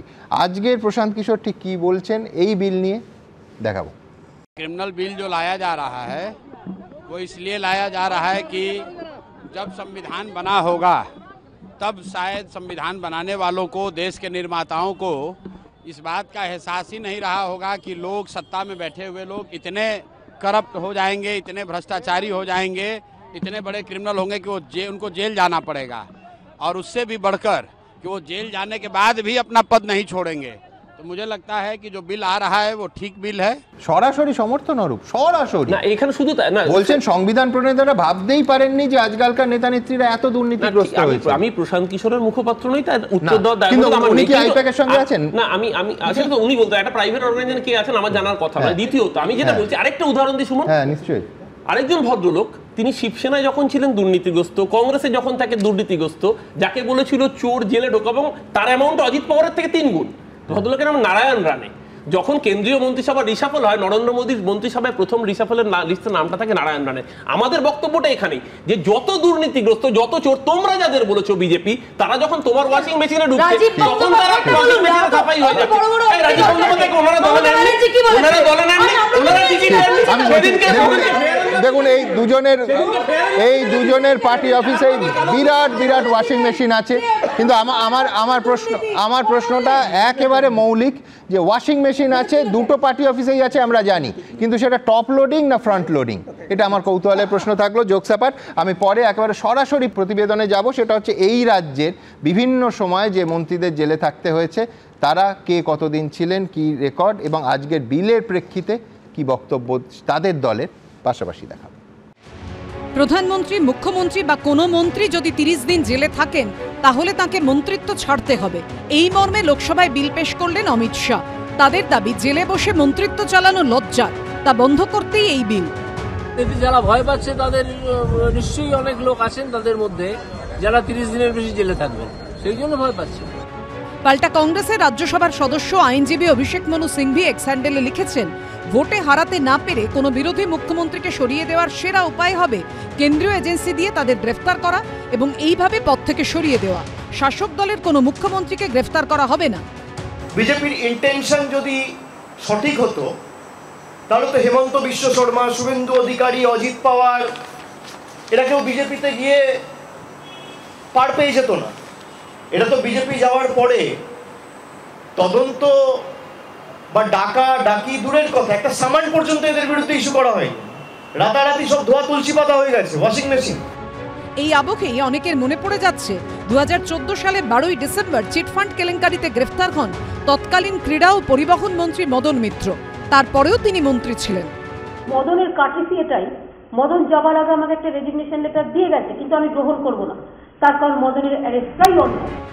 নিয়োগ দুর্নীতি মামলার তদন্তে নেমে 2022 সালে কেন্দ্রীয় তদন্তকারী সংস্থা গ্রেফতার করে পার্থ চট্টোপাধ্যায়কে। রেশন দুর্নীতি মামলায় 2023 সালে গ্রেফতার হন খাদ্যমন্ত্রী জ্যোতিপ্রিয় মল্লিক। গ্রেফতার হওয়ার 5 দিনের মাথায় মন্ত্রিত্ব থেকে সরানো হয় পার্থ চট্টোপাধ্যায়কে, কিন্তু গ্রেফতার হওয়ার পরেও প্রায় 3.5 মাস মন্ত্রী ছিলেন জ্যোতিপ্রিয় মল্লিক। আমি বুঝতে পারছি তৃণমূল কংগ্রেসের ভয়ের কারণ আছে, অন্য বিরোধীরা হয়তো অত চিৎকার চেঁচামেচি করবে না, করলেও অল্প করবে, গাঁইগুই করবে।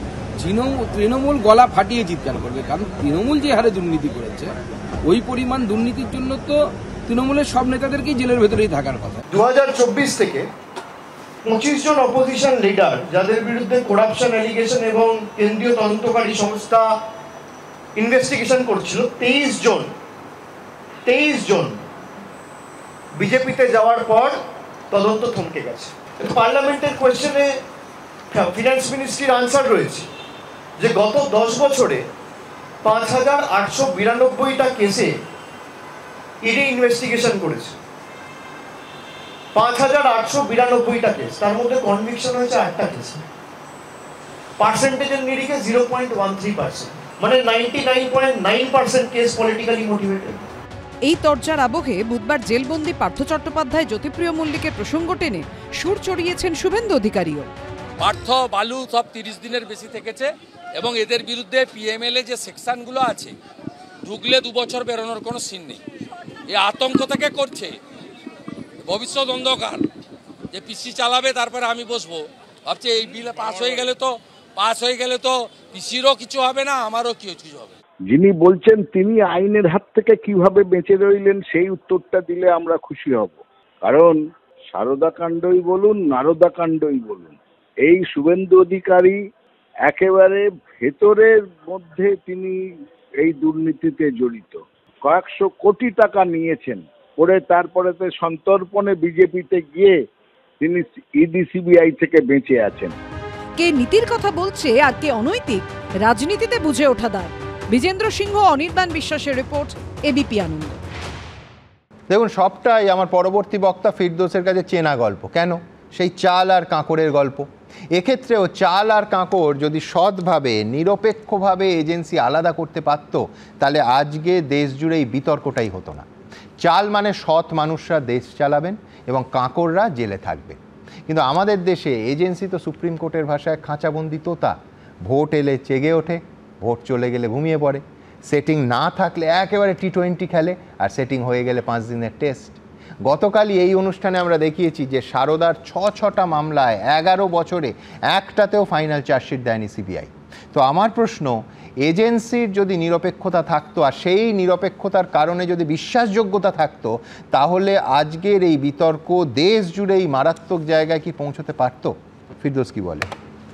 দেখুন, এজেন্সির নিরপেক্ষতা থাকলে এই প্রশ্ন যেমন উঠতো না, সেরকম মন্ত্রীদেরও যদি এই ঘুষ খাওয়া দুর্নীতি করার এই যদি প্রবণতা না থাকতো তাহলে এই প্রশ্ন আসতো না।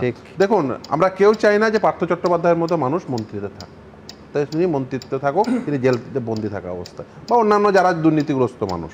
কিন্তু একটা জিনিস আমরা ভুলে গেলে চলবে না, যে মানুষের ইচ্ছায় মন্ত্রী নির্বাচিত হলেন, কিন্তু এজেন্সি বা পুলিশের ইচ্ছায়, মানুষের ইচ্ছায় জনপ্রতিনিধি, মানে আলটিমেট মানুষের ইচ্ছায় মন্ত্রী হলেন। আমি যদি এটাকে সরলীকৃত করি, মানুষের ইচ্ছায় মন্ত্রী হলেন আর এজেন্সি বা পুলিশের ইচ্ছায় তার মন্ত্রিত্ব চলে যাবে, এটা হওয়া উচিত নয়। দেখুন, আমাদের দেশ চলে মূলত এই যে বিভিন্ন যে কনস্টিটিউশনাল বডিজগুলো রয়েছে তাদের যে ক্ষমতার সাম্যতার উপরে। আজকে আপনি বলছিলেন, কিছুক্ষণ আগে আপনি জিজ্ঞাসা করছিলেন যে এই 30 দিনের মধ্যে তো জুডিশিয়ারি আছে, তিনি তো বেল প্রেয়ার করবেন। জুডিশিয়ারি তো যদি দেখেন যে না সত্যি সত্যি বেল দেওয়ার মতো বিষয়, তাহলে বেল দিয়ে দেবেন, তাহলে তো তার মন্ত্রিত্ব যাবে না। এটা ঠিক কথাই, কিন্তু সোহনবাবু আমি আপনাকে একটু চিন্তা করতে বলবো যে এরকম অনেক কেস দেখবেন যেকে মোর দ্যান 30 ডেজ যিনি জেলে আছেন পরবর্তীতে তিনি নিরপরাধ হিসাবে বিবেচিত হয়েছেন, এরকম তো অনেক মামলা পাবেন।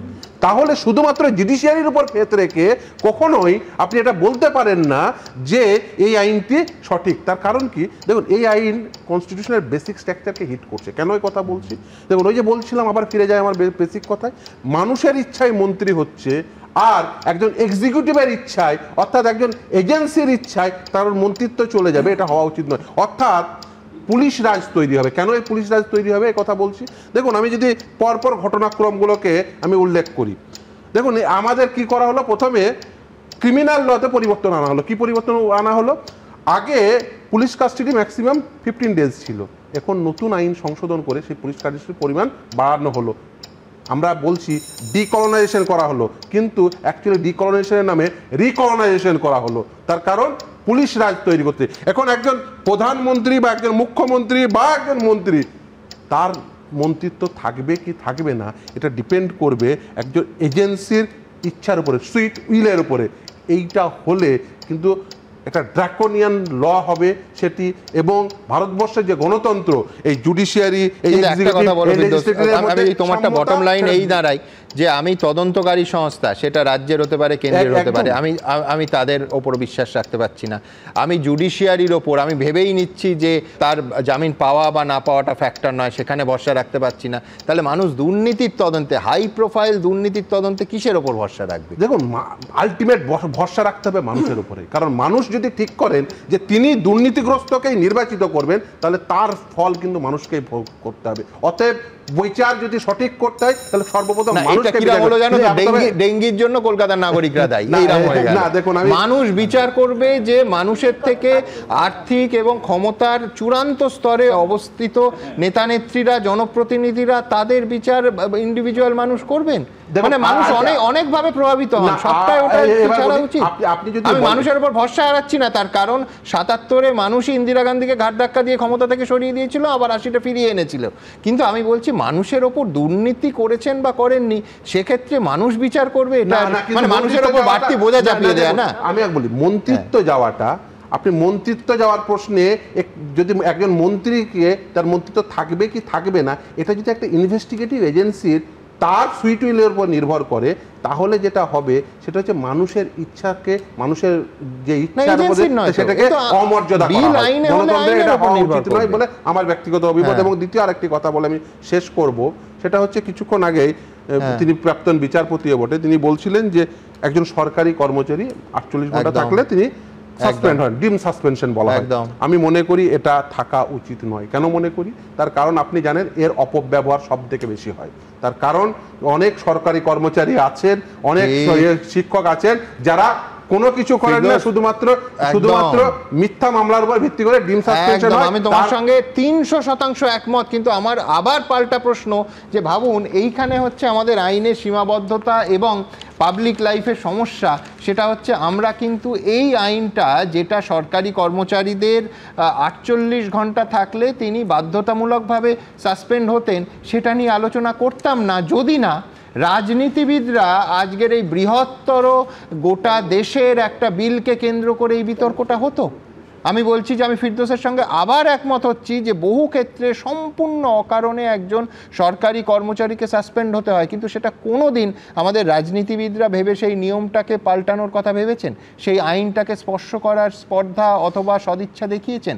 দেখাননি, যতক্ষণ না তাদের ওপর আঁচটা পড়ছে। সেই জন্য আবার এই বিষয়টা উঠে এলো। ঠিক এই বিষয়টা নিয়ে আমি বিশ্বনাথ চক্রবর্তীর কাছে আসবো, কিন্তু তার আগে আপনাদের দেখাবো গোটা দেশের এই অভিযুক্ত মন্ত্রীরা এবং কারাবাসের মধ্যে থেকে কারাদণ্ড পেয়ে তারা কিভাবে রাজ্যপাট চালিয়েছেন অথবা চালাননি, দুটোই জাতীয় প্রেক্ষিতটা দেখুন। 30 দিনের বেশি হাজতে থাকলেই কুর্সি কা কিস্সা খতম। অন্যান্য মন্ত্রী তো বটেই, প্রধানমন্ত্রী মুখ্যমন্ত্রীর জন্য এক নিয়ম। বুধবার মোদী সরকার যে সংবিধান সংশোধনী বিল পেশ করেছে তার সারমর্ম এটাই। জানিয়ে এখন উত্তাল রাজনীতি। বিজেপির দাবি এই বিলের উদ্দেশ্য অপরাধমুক্ত রাজনীতি। বিরোধীদের পাল্টা দাবি মোদী সরকারের আসল উদ্দেশ্য বিরোধী স্বর মুক্ত রাজনীতি। भारत का संविधान का जो मूलभूत ढांचा है वो ये कहता है कि कानून का राज होना चाहिए, there should be rule of law, और उस रूल ऑफ लॉ कानून के राज की बुनियाद है कि आप बेगुनाह हैं जब तक आपका गुनाह साबित नहीं किया जाता। You are innocent until proven guilty. This bill stands that fundamental maxim of jurisprudence on its head. It makes an investigating officer the boss of the Prime Minister of India. পাল্টা বিজেপি উদাহরণ টানছে বিরোধী শাসিত বিভিন্ন রাজ্যের মন্ত্রী ও মুখ্যমন্ত্রীর নাম, যারা চেয়ারে থাকাকালীন জেলে গেছেন এবং তারপরও বহুদিন চেয়ার আঁকড়ে থেকেছেন। দিল্লির মুখ্যমন্ত্রী থাকাকালীনই আবগারি দুর্নীতির মামলায় গ্রেপ্তার হন অরবিন্দ কেজরিওয়াল। 2024 সালের 21শে মার্চ তাঁকে গ্রেপ্তার করে এনফোর্সমেন্ট ডিরেক্টরেট। 13 সেপ্টেম্বর তাঁকে জামিনে মুক্তি দেয় সুপ্রিম কোর্ট। মাঝের এই 6 মাস জেল থেকেই মুখ্যমন্ত্রীর দায়িত্ব পালন করেন কেজরিওয়াল। দিল্লির প্রাক্তন উপমুখ্যমন্ত্রী মনীষ সিসোদিয়াকেও আবগারি দুর্নীতির মামলায় 2023 সালের 26শে ফেব্রুয়ারি গ্রেপ্তার করে কেন্দ্রীয় এজেন্সি ইডি। 28শে ফেব্রুয়ারি ইস্তফা দেন তিনি। প্রায় 17 মাস জেলে ছিলেন তিনি। দিল্লির প্রাক্তন স্বাস্থ্যমন্ত্রী সত্যেন্দ্র জৈনকেও আর্থিক দুর্নীতির মামলায় 2022-এর 31শে মে গ্রেপ্তার করে এনফোর্সমেন্ট ডিরেক্টরেট।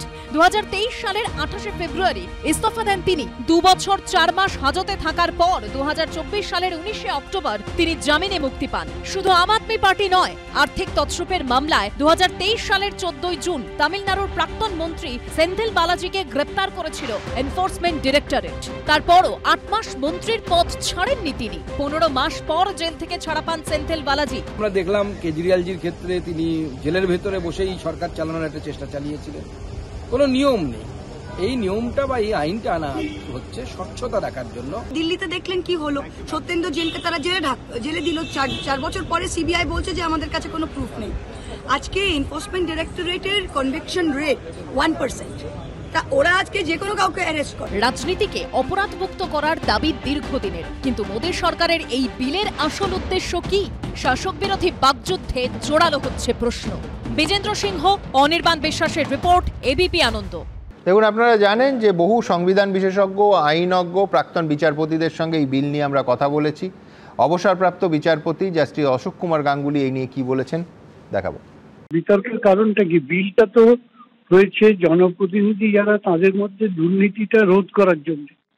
সেই বিলের উদ্দেশ্যটা তো শুভ, উদ্দেশ্যটা তো গণতন্ত্রের পক্ষেই, গণতন্ত্রের ভিত্তিকেই দৃঢ় করবে। এই বিলটা এখন কিভাবে বিলের প্রয়োগ হবে সেটা অবশ্য অন্য কথা, কিন্তু বিলটাকে তো সবারই ওয়েলকাম করা উচিত যারা গণতন্ত্রে বিশ্বাস করেন। দেখুন, আদর্শগতভাবে জাস্টিস অশোক গাঙ্গুলি সমর্থন করছেন, উদ্দেশ্য শুভ বলছেন, কিন্তু বিধেয় নিয়ে তার প্রশ্ন। আমি বলছি জোকস অ্যাপার্ট, এতক্ষণ আমরা যেটা আলোচনা করছিলাম যে দেখুন, সরকারি কর্মচারীরা, কেউ বলতেই পারেন সরকারি কর্মচারীদের থেকে রাজনীতিবিদরা, মন্ত্রীরা কতটা আলাদা, তারা কি অন্য গ্রহের? দুপক্ষই কিন্তু পাবলিক সার্ভেন্ট। সরকারি কর্মচারীরা যদি 48 ঘন্টার বেশি গারদে থাকে এবং অটোমেটিক্যালি তারা সাসপেন্ড হয়ে যান, এটা নিয়ে আমার প্রশ্ন আছে। আমি ফিরদৌসের সঙ্গে সম্পূর্ণ একমত, কিন্তু রাজনীতিবিদদের ক্ষেত্রে এই একই নিয়ম হলে অসুবিধেটা কোথায়? তাহলে কি কোনো মন্ত্রী, মুখ্যমন্ত্রী বা প্রধানমন্ত্রী সবার ক্ষেত্রেই 30 ঘন্টা নয় 30 দিনের কথা বললে এত হইচই হচ্ছে কেন? বিশ্বনাথ চক্রবর্তী কি বলেন? দেখুন, সরকারের অংশ হিসাবেই কিন্তু মন্ত্রীরা থাকেন শীর্ষে, ফলে মন্ত্রী এবং সরকারি কর্মচারীদের মধ্যে কোনো তফাৎ নেই, কারণ সরকারি ব্যবস্থার মধ্যেই মন্ত্রী এবং সরকারি কর্মচারীরা থাকেন। ফলে রাইট টু ইকুয়ালিটি, সাম্যের অধিকার অনুসারে যদি কর্মচারীরা 48 ঘন্টায় সাসপেন্ড হন, তাহলে মন্ত্রীরাও কিন্তু স্থায়ীভাবে মানে তাদের বিরুদ্ধে অভিযোগ উঠলে মানে তারা জেলে থাকবেন, সেটা হতে পারে না। দ্বিতীয় সেটা হলো যে মন্ত্রীরা জেলে থাকলে সাধারণ মানুষের যে সার্ভিস, অর্থাৎ মানুষের যে পরিষেবা, সেটা ব্যাঘাত ঘটবে। সুতরাং যারা জনগণের সেবার কথা বলছেন, মন্ত্রীরা যদি মানে সিদ্ধান্ত নেন যে আমরা মন্ত্রীকে সরাবো না, কোনো দল যদি সিদ্ধান্ত নেয়, যেমন অরবিন্দের ক্ষেত্রে হয়েছিল, তাহলে তো সেই রাজ্যের মন্ত্রীরা জেলে থাকলে তার যে পরিষেবাটা, মন্ত্রিত্বের যে জায়গাটা, সেইটা তো মানুষ পরিষেবাটা পাবে না। ফলে শেষ পর্যন্ত মানুষ চিট হবে। ফলে পাবলিক ইন্টারেস্টেই কিন্তু আমরা বলছি যে কোনো দুর্নীতির বিরুদ্ধে যে কোনো উদ্যোগ, সেটাকে আমরা সমর্থন করছি। যে কোনো দুর্নীতির বিরুদ্ধে উদ্যোগ, একদম খুব পরিষ্কার করে আপনাকে বলতে চাই যে আমরা মনে করি যে কোনো সরকার যদি দুর্নীতির বিরুদ্ধে লড়াই করে, সেটা খুব ওয়েলকাম। এই কারণেই করছি জাস্টিস মানে গাঙ্গুলির মতন, সেটা হলো আমরা বুঝতে পেরেছি আমাদের সমাজের সবচেয়ে বড় শত্রু হলো দুর্নীতি। বাংলার ক্ষেত্রে এই যে পশ্চিমবাংলা যে 100 বছর পিছিয়ে গেল, তার একটা বড় কারণ হলো দুর্নীতিটা কার্যত প্রাতিষ্ঠানিক রূপ নিয়েছে এবং আমাদের মানে মানে হৃদয়কে গ্রাস করেছে, যে সব কিছু দুর্নীতির মাধ্যমে চলছে। ফলে দুর্নীতির বিরুদ্ধে লড়াইয়ের জায়গাটা ইম্পর্টেন্ট। দেখুন সুমনদা, এর আগে বিশ্বনাথ দা, ধরুন একজন তিনি কারাবাসের জন্য তার মন্ত্রিত্ব চলে গেল, তারপর 2 বছর পরে দেখা যাচ্ছে তিনি বেকসুর খালাস পাচ্ছেন। আমি বলছি যে তাহলে কিভাবে আপনি সেটাকে জাস্টিফাই করবেন? আপনি আমার পুরো আলোচনাটা দেখুন। এইবার আমি বলছি যে এর আগে কি পার্লামেন্টের স্বাধিকার হস্তক্ষেপ হয়নি? হয়েছে। যেমন এক সময় মানে মনে করা হতো যে আমি আমার মতো মন্ত্রিসভা তৈরি করব। সেই মন্ত্রিসভাতে এমনও হয়েছে যে দল পরিবর্তন করিয়ে নেওয়ার জন্য বা প্রত্যেককেই ওই পদত্যাগের থেকে বাঁচানোর জন্য কি করা হতো, ইয়েতে নিয়ে আসতো, ওই মন্ত্রিসভায় সবাইকে স্থান দিয়ে দেওয়া হতো। এমনও হয়েছে যে 60 জন মন্ত্রী অরুণাচল প্রদেশ, 60 জন এমএলএ, 60 জনকেই মন্ত্রী করা হয়েছে, যাতে করে দল পরিবর্তন করে অন্য জায়গায় না যেতে পারে। পার্লামেন্ট কিন্তু আইন তৈরি করেছিল, তৈরি করে বললো যে ভাই তুমি 10% বেশি এমএলএ কে মন্ত্রিসভায় নিতে পারো না। তার মানে এখানে সীমাবদ্ধ করা হয়েছে দুর্নীতি আটকানোর জন্য। অর্থাৎ যে এক্সিকিউটিভের যে স্বাধীনতা বা বলা যায় রাজনীতিবিদদের যে স্বাধীনতা, সেটা কিন্তু পার্লামেন্টে আইন করে কিন্তু খর্ব করেছে। আবার একইভাবে আপনাকে বলছি, সুপ্রিম কোর্টের নির্দেশেই কিন্তু শেষ পর্যন্ত 2 বছর একটাঙ্গারে যদি জেলে থাকে, অপরাধী হয়, তাহলে কিন্তু তার আগামী 6 বছর আর প্রতিযোগিতা করবার এখতিয়ার নেই। এটা কিন্তু পার্লামেন্টই করেছে। ফলে আমি পরিষ্কার করে মনে করি যে আমি জেলে যাওয়ার পরে বছরকে বছর আমি জেল থেকে মন্ত্রিসভা চালাবো, এটা কোনো নৈতিকতা হতে পারে না, এটা কোনো কার্যকারী ভূমিকা হতে পারে না, পরিষ্কার। একই সাথে আমার একজন পলিটিক্যাল সায়েন্সের ছাত্র হিসাবে 2টো সমস্যা আমার। একটা হলো যে যখন প্রধানমন্ত্রীর ঘটনাটা আসবে, যদি প্রধানমন্ত্রী সত্যি দুর্নীতিগ্রস্ত ধরা পড়ে সিবিআই ইডির দ্বারা, তাহলে সেটা কি করে এক্সিকিউট হবে? বলা হচ্ছে মানে রাষ্ট্রপতির মাধ্যমে হবে। তাহলে কিন্তু পার্লামেন্টারি ডেমোক্রেসিটা চেঞ্জ হয়ে যাচ্ছে। কারণ আমাদের সংবিধানে পরিষ্কার করে রাষ্ট্রপতি শাসিত নয়, প্রধানমন্ত্রী শাসিত, যেখানে সংবিধানের 74 নম্বর ধারায় বলা আছে যে প্রধানমন্ত্রীর নেতৃত্বে মন্ত্রী পরিষদ যেভাবে পরামর্শ দিবে রাষ্ট্রপতি সেই অনুযায়ী কাজ করবেন। 74 নম্বর ধারা পরিবর্তনের কথা বলা হচ্ছে। আমার এখানে একটা কনস্টিটিউশনাল রাইডার থাকে। দ্বিতীয় যে বিষয়টা আমি আপনাকে বলতে চাই, যে দেখুন এটা তো ঠিক যে একের পর এক মানে অন্য দলের যারা দুর্নীতি করেছেন, প্রফুল্ল প্যাটেল হতে পারেন, একাধিক নেতা হতে পারেন, তারা তো বিজেপিতে গিয়ে তারা তো নিজেদের পিঠ বাঁচিয়েছেন। ফলে এই সম্ভাবনা তো একটা বিরোধীদের তরফ থেকে যেটা তোলা হচ্ছে, সেটাকে আরেকটা বৃহত্তর অস্ত্র হিসেবে প্রশ্ন হলো, প্লিজ, বৃহত্তম প্রশ্ন হলো ইডি সিবিআই এর যদি অটোনমি আপনি না দেন, তাকে যদি মানে স্বাধীনভাবে কাজ করতে না দেন, তাহলে ইডি সিবিআই কি করতে পারে? আপনি দেখেছেন প্রভাবশালী তকমা দিল, একবার বলো হুজুর আমরা তো তদন্ত করছি। একদম আমি বিশ্বনাথের সাথে এই বিষয়ে জেনারেলি দ্বিমত করি। আজকে একদম 100% আমি একটা ফিগার বলছি। ইডি লাস্ট কয়েক বছরে বিরোধীদের বিরুদ্ধে 5912টা মামলা করেছে, যার মধ্যে কনভিক্টেড হয়েছেন মাত্র 8 জন। অর্থাৎ সাকসেস রেট যদি 0.13% হয়, তাহলে বাকিদের ক্ষেত্রে তারা সবাই নিশ্চিত দোষী নন। তাহলে এতদিনে সেই মামলাগুলোর একটা রায় আসতো। আজকে এই জায়গায় দাঁড়িয়ে অপব্যবহারের ক্ষমতা প্রভূত বেড়ে যাচ্ছে সম্ভাবনা। ঠিক যেই কথা বিশ্বনাথ দা বললেন, সারা ভারতবর্ষের একাধিক রাজ্যে দেখা যাচ্ছে যাদেরকে বিজেপি চোর বলে টার্গেট করেছিল, তারা যখন বিজেপির নেতা হয়ে যাচ্ছে তখন তাদের মন্ত্রিসভায় স্থান দেওয়া হচ্ছে বা লিডার অফ অপোজিশন করা হচ্ছে। এই আইনটা করাই হচ্ছে আরো বেশি মিসইউজের জন্য। আমি বলছি যে কোথাও একটা অরূপ নৈতিকতার প্রশ্ন হাওয়ালা কাণ্ডে নাম জড়ানোর পর লালকৃষ্ণ আদবানি কিন্তু পদত্যাগ করেছিলেন, সেই নৈতিকতা আজকে কোথায়? তখনই ভ্যালিড থাকে যদি এখানে এই পার্সেন্টেজটা এইরকম ভয়ঙ্কর ভাবে ড্রপ না করতো। 0% প্রায় লালকৃষ্ণ আদবানি পদত্যাগ করেছেন তদন্তকারী সংস্থার পার্সেন্টেজ দেখে না, নৈতিকতার কারণে। 6000 লোকের মধ্যে 8 জনের বিরুদ্ধে আপনি ফাইনাল ডিসিশন করতে করেছেন। তৃণমূলের কাছে আপনি নীতি নৈতিকতার প্রশ্ন করছেন। বিজেপির কাছে শিখবেন, আমাদের চোরগুলোকে ওরা সাধু বানিয়েছে, আমাদের চোরগুলোকে নেতা বানিয়েছে। ওরা বলেছিল তো, ওরা বলেছিল তো শুভেন্দুকে চোরকে আমি বলেছি, শুভেন্দুকে চোর বলেছিল।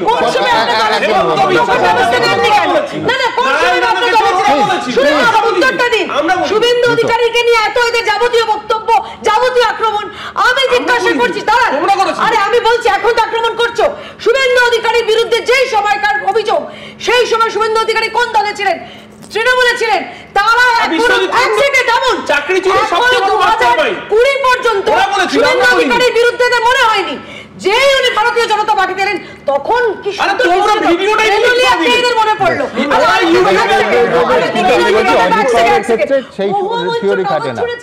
মহুয়া মৈত্র কোন নীতিতে চড়েন যার বিরুদ্ধে স্পষ্ট প্রশ্নের বিনিময়ে ঘুষ খাওয়ার অভিযোগ আছে, প্রমাণিত অভিযোগ। তিনি নিজে বলেছিলেন যে হ্যাঁ আমি করেছি। আজকে সেই কমিটি তাকে তৃণমূল দিয়েছে, আমি আসবো, কিন্তু তার আগে আমার পরবর্তী বক্তার কাছে যাওয়ার আগে দ্রুত একবার এই রাজ্যের কারামন্ত্রী চন্দ্রনাথ বাবু প্রাইমারি নিয়োগ দুর্নীতি মামলায় ইডি আদালতে আত্মসমর্পণ করার নির্দেশ দিলেন বিচারক। ঠিক কি হয়েছে, এই বিলের প্রেক্ষিতে আরো গুরুত্বপূর্ণ কিনা দেখুন। কারামন্ত্রীকে আত্মসমর্পণের নির্দেশ দিল আদালত। কারামন্ত্রী চন্দ্রনাথ সিংহের বিরুদ্ধে বিচার প্রক্রিয়া শুরুতে আর কোনো বাধা রইল না। প্রাথমিকে নিয়োগ দুর্নীতির অভিযোগে ইডির করা মামলায় এবার আরও চাপে পড়লেন রাজ্যের কারা এবং ক্ষুদ্র ও কুটির শিল্প মন্ত্রী বোলপুরের তৃণমূল বিধায়ক চন্দ্রনাথ সিংহ। তাঁর বিরুদ্ধে রাজ্যপালের দেওয়া অনুমতিপত্র পেশ করা হলো ইডির বিশেষ আদালতে। আগামী 12 সেপ্টেম্বর চন্দ্রনাথ সিংহকে আদালতে আত্মসমর্পণ করার নির্দেশ দিয়েছেন ইডির বিশেষ আদালতের বিচারক শুভেন্দু সাহা। আজকে ইডি প্রসিকিউশন স্যাংশন জমা দিয়েছে, যেটা গভর্নর স্যাংশনটা করে দিয়েছে, তো সেটা আজকে জমা দিয়েছে। তো কোর্ট নির্দেশ দিয়েছে যে 12/9-তে ওনার কাছে সমন যাবে এবং 12/9-তে সবার অ্যাপিয়ারেন্স এবং ওনার সমন এসে কোর্টে বেল নিতে হবে, তারপর প্রসিডিং আবার চালু হবে। চলতি বছরের 7ই আগস্ট প্রাথমিকে নিয়োগ দুর্নীতি মামলায় কারামন্ত্রী চন্দ্রনাথ সিংহর বিরুদ্ধে চার্জশিট জমা দেয় ইডি। ইডি সূত্রে দাবি করা হয় প্রাথমিকে নিয়োগ দুর্নীতি মামলায় কারামন্ত্রী চন্দ্রনাথ সিংহর যোগ রয়েছে। বোলপুরে মন্ত্রীর বাড়ি থেকে হিসেব বহির্ভূত প্রায় 40 লক্ষ টাকা নগদ উদ্ধারের প্রসঙ্গ উল্লেখ করা হয় চার্জশিটে। সেদিনের শুনানিতে ইডি আদালতে জানায় তখনও পর্যন্ত রাজ্যপালের অনুমতিপত্র পাননি তারা। এদিকে নিয়ম অনুযায়ী কোনো মন্ত্রীর বিরুদ্ধে চার্জশিট জমা করলে বিচার প্রক্রিয়া শুরুর জন্য কিংবা আদালতের তরফে ওই চার্জশিট গ্রহণের জন্য রাজ্যপালের অনুমতি নিতে হয়। বুধবার মামলারই শুনানিতে সেই অনুমতিপত্রই আদালতে জমা করে ইডি। ফলে বিচার প্রক্রিয়া শুরুর ক্ষেত্রে আর কোনো বাধা থাকলো না। এদিন মামলা চলাকালীন ইডির আইনজীবীর উদ্দেশ্যে বিচারক শুভেন্দু সাহা প্রশ্ন করেন, চন্দ্রনাথ সিংহর বিরুদ্ধে সমন জারি করতে কত সময় লাগবে, তার বাড়ির ঠিকানা কোথায়? উত্তরে ইডির আইনজীবী জানান বোলপুরে মন্ত্রীর বাড়ি। তখন বিচারক জানতে চান কলকাতায় তার কোনো বাড়ি নেই। ইডির আইনজীবী জানান না। সেই সঙ্গে তিনি জানান সমন জারি করতে 15 দিন সময় লাগবে। এরপর 15 দিনের মধ্যে ইডিকে মন্ত্রীর বোলপুরের বাড়ির ঠিকানায় সমন জারি করার নির্দেশ দেন বিচারক শুভেন্দু সাহা। মানুষ চাইছে রুই কাতলা বহুদিন ধরে, বড় মাথা। আর এই সমস্ত চন্দ্রনাথ সিনহা এই সমস্ত নিয়ে মানুষ উৎসাহী নয়। তৃণমূল কংগ্রেস এর বিসর্জন অনিবার্য। মানুষ তৃণমূল কংগ্রেসকে গণতান্ত্রিক ব্যবস্থার মধ্যে দিয়েই সরিয়ে দেবে। এটা সম্পূর্ণ একটা তদন্ত এবং আইনের বিষয়, তো এই বিষয়টা এইভাবে কোনো মন্তব্য করতে পারবো না। এটা আমার মনে হয় চন্দ্রনাথ বাবু এবং তার আইনজীবীরা যথাযথভাবে উত্তর দিতে পারবেন। কেন, কখন, কোন সময় কেন্দ্রীয় এজেন্সি সক্রিয় হয়, কোন উদ্দেশ্যে সক্রিয় হয়, এটা বাংলার মানুষ জানেন।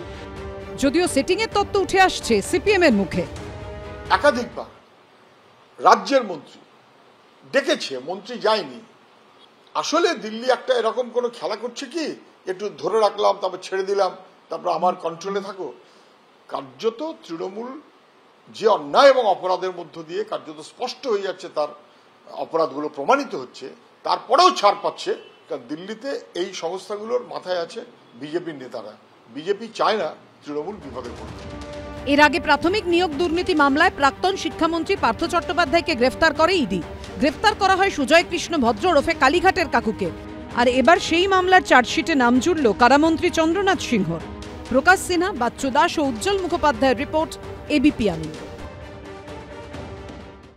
দেখুন, একবারে বিরোধীদের দিক থেকে আসি, যে এতদিন বিরোধী দলের সরকার ফেলার অস্ত্র বা প্রধান টুল কি ছিল? যে কেউ বলবেন যে রাষ্ট্রপতি শাসন মূল হাতিয়ার ছিল। 1959 সালে সেই কেরলে নাম্বুদিরিপাদের সরকারকে ইন্দিরা গান্ধীর ফেলে দেয়া, তারপর এসআর বোম্বাই মামলায় সুপ্রিম কোর্ট পরিষ্কার বলে দিল যে এখন থেকে গোটা বিষয়টা জুডিশিয়াল রিভিউয়ের আওতায় চলে এলো। উত্তরাখণ্ড, অরুণাচল প্রদেশে জোর ধাক্কা খেয়ে গেল বিজেপি। তাহলে ওই হাতিয়ারটা প্রায় অকেজো। এদেশে বহু ক্ষেত্রে সুপ্রিম কোর্ট আগের সরকারকে আবার ফিরিয়ে এনেছে। এখন এই বিল বিরোধীদের নতুন হাতিয়ার হতে চলেছে, যে বিরোধী সরকার ফেলার এই কথা বিরোধীরা আজকে বলছে।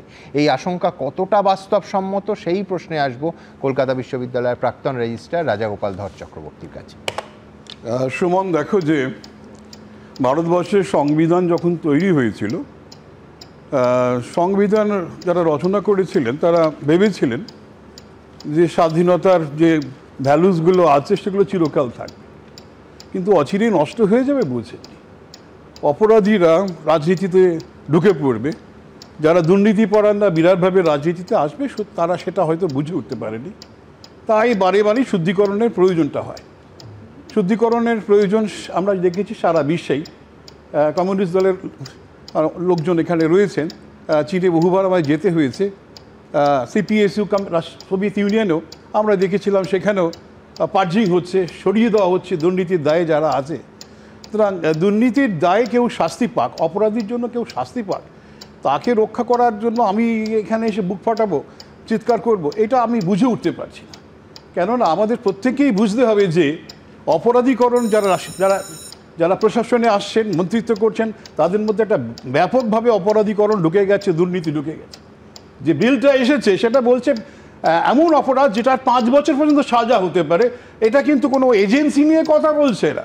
সে যদি খুনও করে, কোনো যদি অপরাধ এই ক্রিমিনাল অফেন্স করে, তাহলেও তার একই ধরনের অবস্থা হতে পারে। এমনভাবে বলা হচ্ছে যেন বুঝি যেন ইডি সিবিআই এরাই বুঝি এই তাদেরকে দিয়েই কিছু করা হবে। কিন্তু ধরুন একটা বাস্তবতা তো আছে, মানে কেউ যদি এই কল্পনা করে, আমি বলছি কেউ কল্পনা করতে পারে, আইনগত কোনো বাধাও নেই, যে রাজ্যের এজেন্সি মুখ্যমন্ত্রীর বিরুদ্ধে ব্যবস্থা নেবে আর কেন্দ্রীয় এজেন্সি মানে ইডি বা সিবিআই প্রধানমন্ত্রীর বিরুদ্ধে ব্যবস্থা নেবে। এটাও তো কষ্ট কল্পনা, মানে কাগজে কলমে একদম আপনি বলতেই পারেন এ তো হতেই পারে, বিলে আছে। আমি বলছি কিন্তু এটা কি বাস্তব কি তাই বলে? যখন কল্পনা এই যখন হলো, তোমার যে হাইপোথেটিক্যাল জায়গায় নিয়ে গেলে, রাজ্যের পুলিশ কেন্দ্রের মন্ত্রীকে যদি গ্রেপ্তার করে, তাকে যদি 1 মাস জেলে রাখে, সেটাও তো পসিবিলিটি রাখতে পারে। রাজ্যের পুলিশ তো নানানভাবে নানা অপরাধে কেন্দ্রের মন্ত্রীকে তো রাখতেই পারে, যদি অন্য রাজ্যের নয় এ রাজ্যের মন্ত্রীকেও রাখতে পারে। সুতরাং সেই পসিবিলিটি রয়ে গেছে। আমরা যদি ধরে নিই যে সমস্ত আমাদের এই ক্রিমিনাল আইন কানুন কারুকে বিপদে ফেলার জন্য, হ্যারাসমেন্টের জন্য, তাহলে তো সব ক্রিমিনাল আইন তুলে ফেলাই উচিত। তো এই আমাদের বক্তব্য হচ্ছে অনেকে আজকে দেখলাম এটা বলছি হ্যারাসমেন্টের জন্য। তাহলে যখন সরকারি কর্মচারীদের 48 আওয়ার্সের যে ব্যাপারটা ছিল, তখন কোনো রাজনৈতিক দল কিন্তু উত্তাল হয়নি, ঠিক আলোচনাই হয়নি, কিছুই করেনি। বহু মানুষের চাকরি গেছে, বহু মানুষ বিপদে পড়েছে, কেউ সে নিয়ে কথাবার্তা বলেনি। রাজনীতিকরা মনে করেন তাদের স্বার্থ ক্ষুণ্ণ হলেই তারা পথে নামবেন। এই যে ব্যাপারটা শুরু হয়েছে, আমি তাকে ধিক্কার জানাই। আর পরিষ্কার কথা যে আমি মন্ত্রিত্ব করব, জেলে খেটে মন্ত্রিত্ব করব, আমার লজ্জা করে না যে সাধারণ, দেখুন হতে পারে ভুল হয়েছে, ভুল তো হচ্ছেই, কিন্তু যে মানুষের চোখে যে একটা যে ধারণা যে জেল কাটা আসামি আমার মন্ত্রী, এই যে তার ইমেজ তৈরি হয়েছে, আমার সেই ইমেজটা কোথায় যাবে? আমি দেখুন লালকৃষ্ণ আদবানির পক্ষে কিছু বলছি না, উনি কিন্তু পদত্যাগ করেছিলেন, একটা দৃষ্টান্ত তৈরি করেছিলেন। কেন আমরা সেই দৃষ্টান্তগুলো আমি সব করেছিলেন, করে জেলে গেছিলেন। যাই হোক, বেশি এদের আমি যদি বলি আমাকে হয়তো বিজেপির লোক বললাম, আমি সেদিকে যেতে চাইছি না। যেটা বলতে না, যেটা পরিষ্কারভাবে যেটা বলা দরকার সেটা হচ্ছে যে ন্যায় নীতির যে প্রশ্ন, সেইগুলো কিন্তু পলিটিশিয়ানরা হারিয়ে ফেলছে একদম। তারা একটা কথা বলে শেষ করি, যে বিলটা যেটা আনা হয়েছে সেটা খুব কেয়ারফুলি আনা হয়েছে। লক্ষ্য হচ্ছে কারা সততার পক্ষে আছে, কারা অপরাধীকরণের বিরুদ্ধে আছে, এটাই কিন্তু বোঝা যাবে যখনই পার্লামেন্টে যখন সমস্ত যে দলগুলো এই বিলের বিরোধিতা করবে, বোঝা যাবে তারা অপরাধীকরণের পক্ষে, অসতের পক্ষে, তাদের পক্ষে বিপর্যয় আসতে পারে। আমি আসছি, সবার কাছে আসবো। আমি তিনটে কথা বলবো। এক হচ্ছে দেখুন, জাস্টিস অশোক গাঙ্গুলি চমৎকার বলেছেন যে উদ্দেশ্য মহৎ, উদ্দেশ্য খুব ভালো, কিন্তু প্রয়োগ নিয়ে প্রশ্ন। আমার একই কথা। দ্বিতীয় কথা বলবো যে অত্যন্ত, প্রথমে ফিরদৌস তারপর রাজাগোপাল বাবু যেটা বললেন সেটা হচ্ছে সত্যি, একজন ছাপোষা সরকারি কর্মচারীদের কেরিয়ার সেটা কেরিয়ার নয়, কিন্তু রাজনীতিবিদদের কেরিয়ার অতি গুরুত্বপূর্ণ। এই তুলনাটা কিন্তু আজকে আলোচনায় বারবার আসছে। কিন্তু শেষের আমার প্রশ্ন থাকবে আপনাদের উদ্দেশ্যে, যে শেষ আপনার, আমি তো মনে করতে পারছি না, আপনাদের সাহায্য নিচ্ছি, যে শেষ কবে শুধু এ রাজ্য নয়, অন্য কোনো রাজ্যে রাজ্যের পুলিশ রাজ্যের মন্ত্রীকে গ্রেফতার করেছে, অথবা কেন্দ্রের এজেন্সি কেন্দ্রের মন্ত্রীকে গ্রেফতার করেছে, এরম উদাহরণ আমার অন্তত চটজলদি মনে পড়ছে না। সুতরাং আদর্শগতভাবে আমি রাজাগোপাল বাবুর সঙ্গে একমত, কিন্তু বাস্তব প্রয়োগ নিয়ে আমার প্রশ্ন আছে। শুনুন, আমরা এই পাশে যারা আছি প্রত্যেকে কোনো না কোনো রাজনৈতিক দলের প্রতিনিধিত্ব করছি। রাজনীতিবিদরা খুব খারাপ, রাজনীতিবিদরা দুর্নীতিগ্রস্ত ইত্যাদি প্রভৃতি, তাদের বিরুদ্ধে ব্যবস্থা হোক। সাংবিধানিক সুরক্ষা কবচ শুধু রাজ্যপালদের থাকবে। যার বিরুদ্ধে যৌন নির্যাতনের অভিযোগ ওঠে তার বিরুদ্ধে কেন একটা আইন আনা হচ্ছে না, বিল আনা হচ্ছে না? তিনি রাজ্যপাল বলে সব সাংবিধানিক পদের ঊর্ধ্বে থাকবেন? তিনি অন্যায় করতে পারেন না। আজকে আমরা রাজনৈতিক দলের প্রতিনিধি, রাজনৈতিক দলই খারাপ। ঠিকই বলেছেন। আমি বলছি অরূপ, তোমরা তো রাজ্যপালকে বয়কটের সিদ্ধান্ত নিয়েছিলে, হঠাৎ কি ঘটলো যে বয়কট বাদ দাও, এখন ওয়ান অন ওয়ান মিটিং হচ্ছে? বয়কট বা যাওয়ার ইস্যু নয়, ইস্যুটা হচ্ছে নৈতিকতা। একটা নৈতিক অবস্থান থাকবে। খারাপ তাহলে রাজ্যপাল দেখুন, রাজনীতিবিদরা সমাজেরই অংশ, যার ফলে সমাজে পচন যদি থাকে তাহলে তার আঁচ রাজনীতিবিদ কেন সব পেশায় লাগে, এবং সেটা লাগছে। দেখুন, আমি অভিষেক বন্দ্যোপাধ্যায়ের আজকে প্রেস কনফারেন্সটা শুনেছি।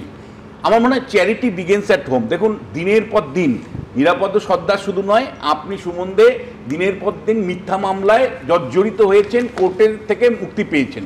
রাজ্য সরকারের পুলিশ আপনাকে মিথ্যে মামলা দিয়েছে দিনের পর দিন। ইডি সিবিআইয়ের বিরুদ্ধে যেটা অরূপ বলছে, আজকে আমাদের রাজ্যে তো দিনের পর দিন দেখতে পাচ্ছি মিথ্যে মামলা হচ্ছে, মিথ্যে মামলা থেকে বেকর খালাস হচ্ছে। আমার প্রশ্নটা হচ্ছে চ্যারিটি বিগিনস অ্যাট হোম। তাহলে অভিষেককে বলা উচিত যে ভাই, আমার রাজ্যে আইন পরিবর্তন করে দিয়ে আমার রাজ্যেও কিন্তু কেউ যদি অন্যায়ভাবে মানে ইয়ে করে, মিথ্যে মামলা দেয়, তাহলে সেই তদন্তকারী অফিসারের বিরুদ্ধে ব্যবস্থা নেওয়া হবে।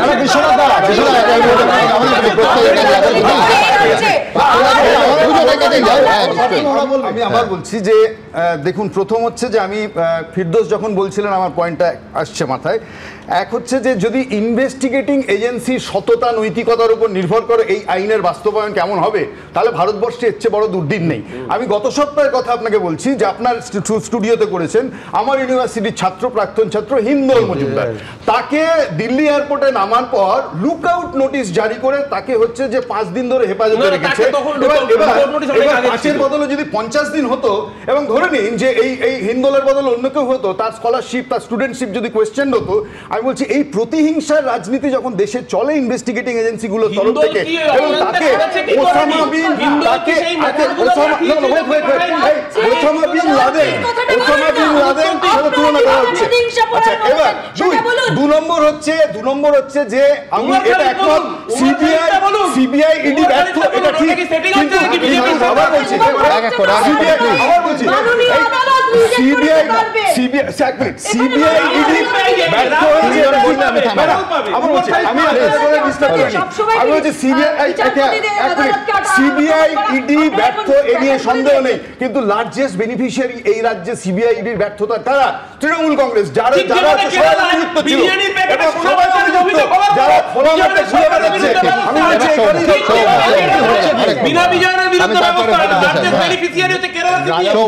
রাজাগোপাল দা একটা কথা খুব সুন্দর বলেছেন, মনে হচ্ছিল যেন একেবারে সুন্দর, উনি এত সুন্দরভাবে বললেন যেন দুর্নীতিগ্রস্ত শুধুমাত্র রাজনীতির নেতারা, আর ইমপ্লিমেন্টেশনের পার্টে উনি একদম কিছু দেখতে পেলেন না যে ভারতবর্ষে শুধুমাত্র এইরকমই দারুণ সব সুন্দর ব্যবস্থা চলছে।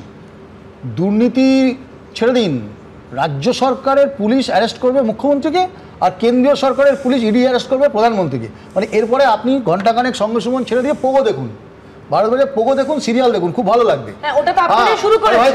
কথা বলতে দাও ভাই, সব আমি তো বলছি আপনারাই তো শুরু করেছেন, সব সময় কথা বলবে, এইভাবে তো আপনারাই শুরু করেছেন। যে ইমপ্লিমেন্টেশন, আমরা বারবার বলছি ইমপ্লিমেন্টেশন অফ দিস ড্রাকোনিয়ান ল, যেটাকে বিজেপি তার বিরোধী সমূলে বিনাশ করার জন্য ব্যবহার করবে।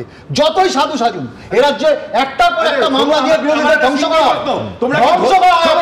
আপনি জানেন না, আরে আপনি জানেন না, বিজেপি ক্ষমতায় আসবে, আরে বিজেপি ক্ষমতায় আপনি বলতে চান আমরা করব, পার্লামেন্টারি ডেমোক্রেসিকে মিনিমাইজ করবে, পার্লামেন্টারি ডেমোক্রেসিকে মিনিমাইজ করবে, আর আপনারা আপনাদের মতো সমর্থন করবে, পার্লামেন্টারি ডেমোক্রেসিকে খতম করবে, বিজেপি সমর্থন করবে,